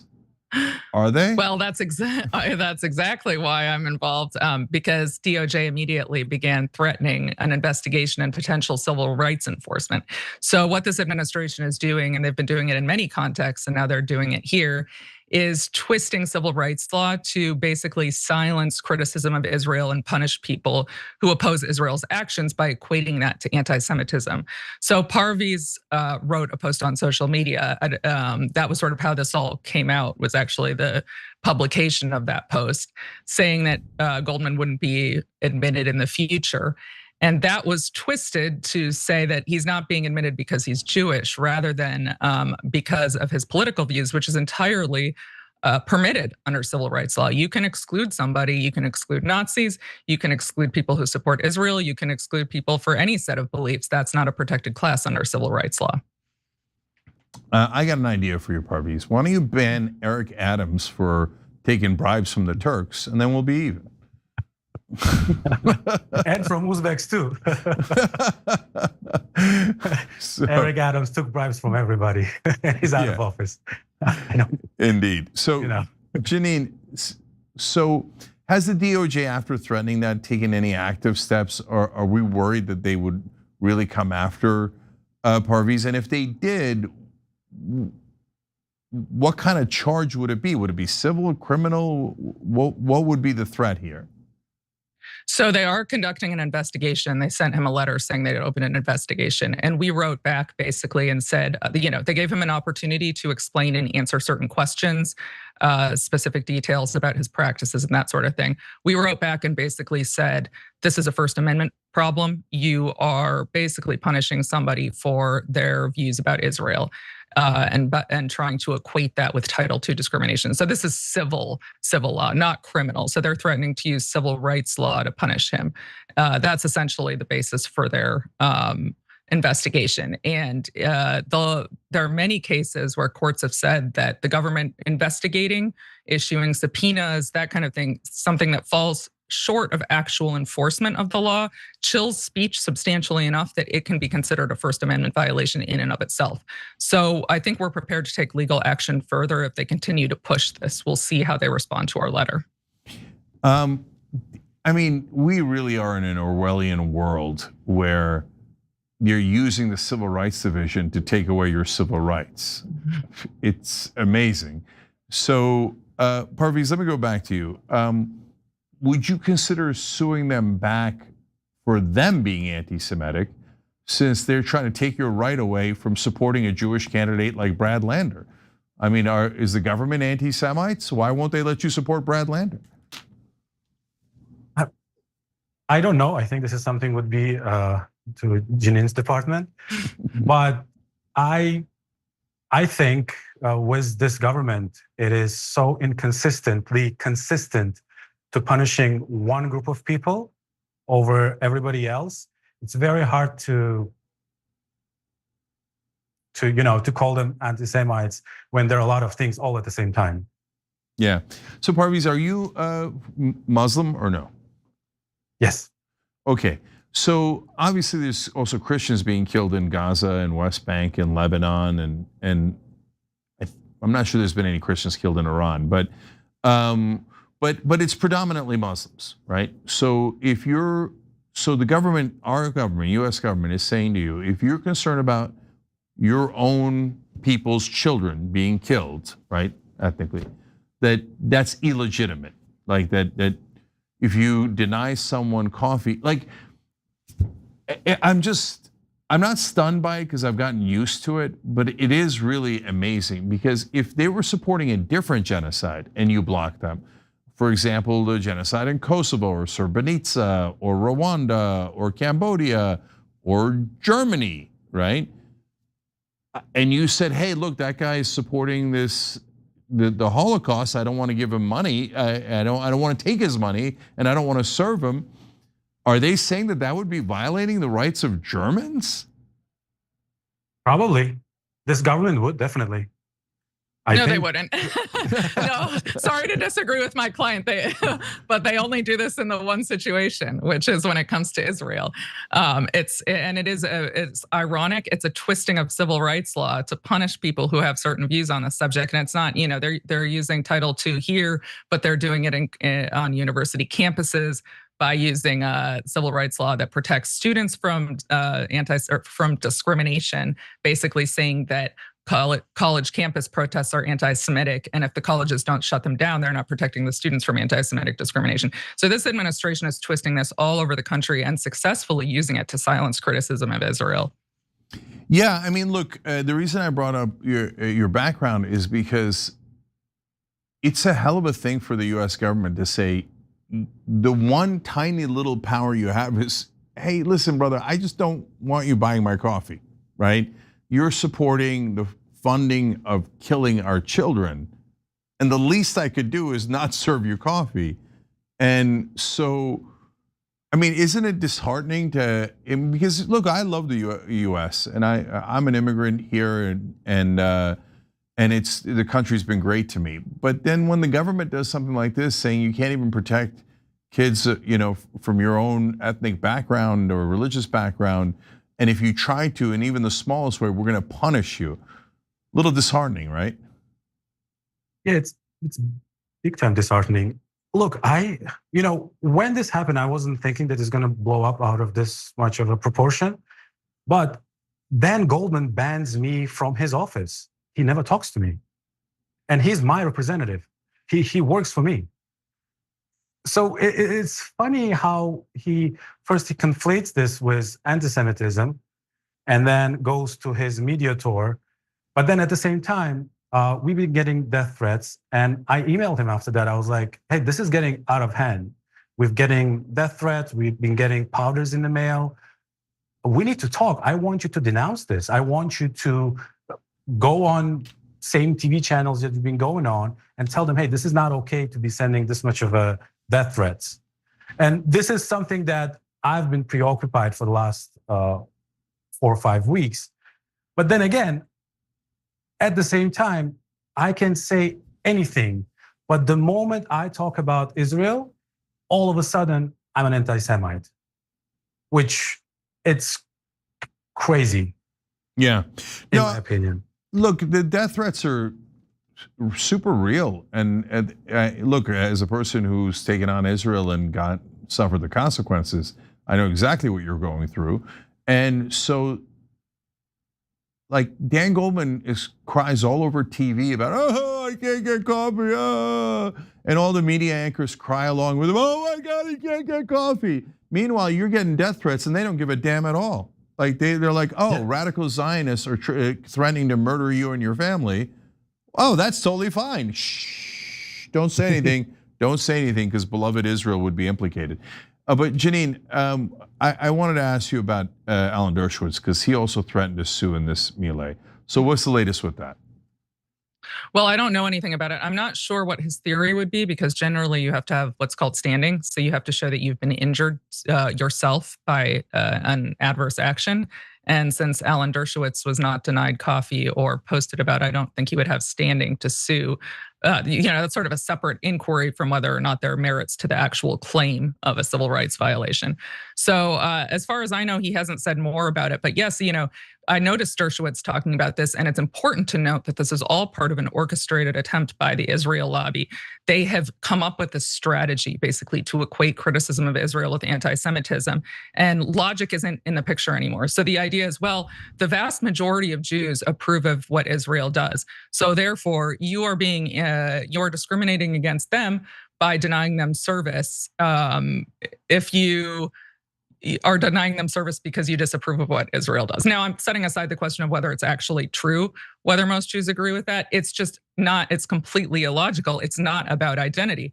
And this is a coffee shop in New York City with a number of locations. As Parviz can tell you, they serve countless Jewish people every day with no problem. It's obviously not about Judaism. It's part of an orchestrated attempt by the Israel lobby in this country to silence criticism of Israel. Yeah. Alan Dershowitz loves lawfare. He loves to threaten suits to try to intimidate people on behalf of his beloved Israel. He doesn't give a damn about this country. And to the factual point that you alluded to, there is a fact. It's been polled and several polls have confirmed it. 63% of Jewish Americans are opposed to the Netanyahu government. I'm sure that Dershowitz and Goldman will call them anti-Semites too. And in fact, only a third of Jewish Americans support the actions of the Netanyahu government.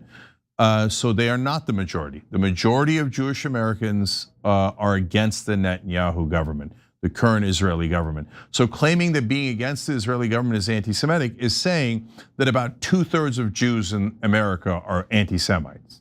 It is preposterous on its face. And now younger Jewish Americans support Mamdani more than they support Netanyahu.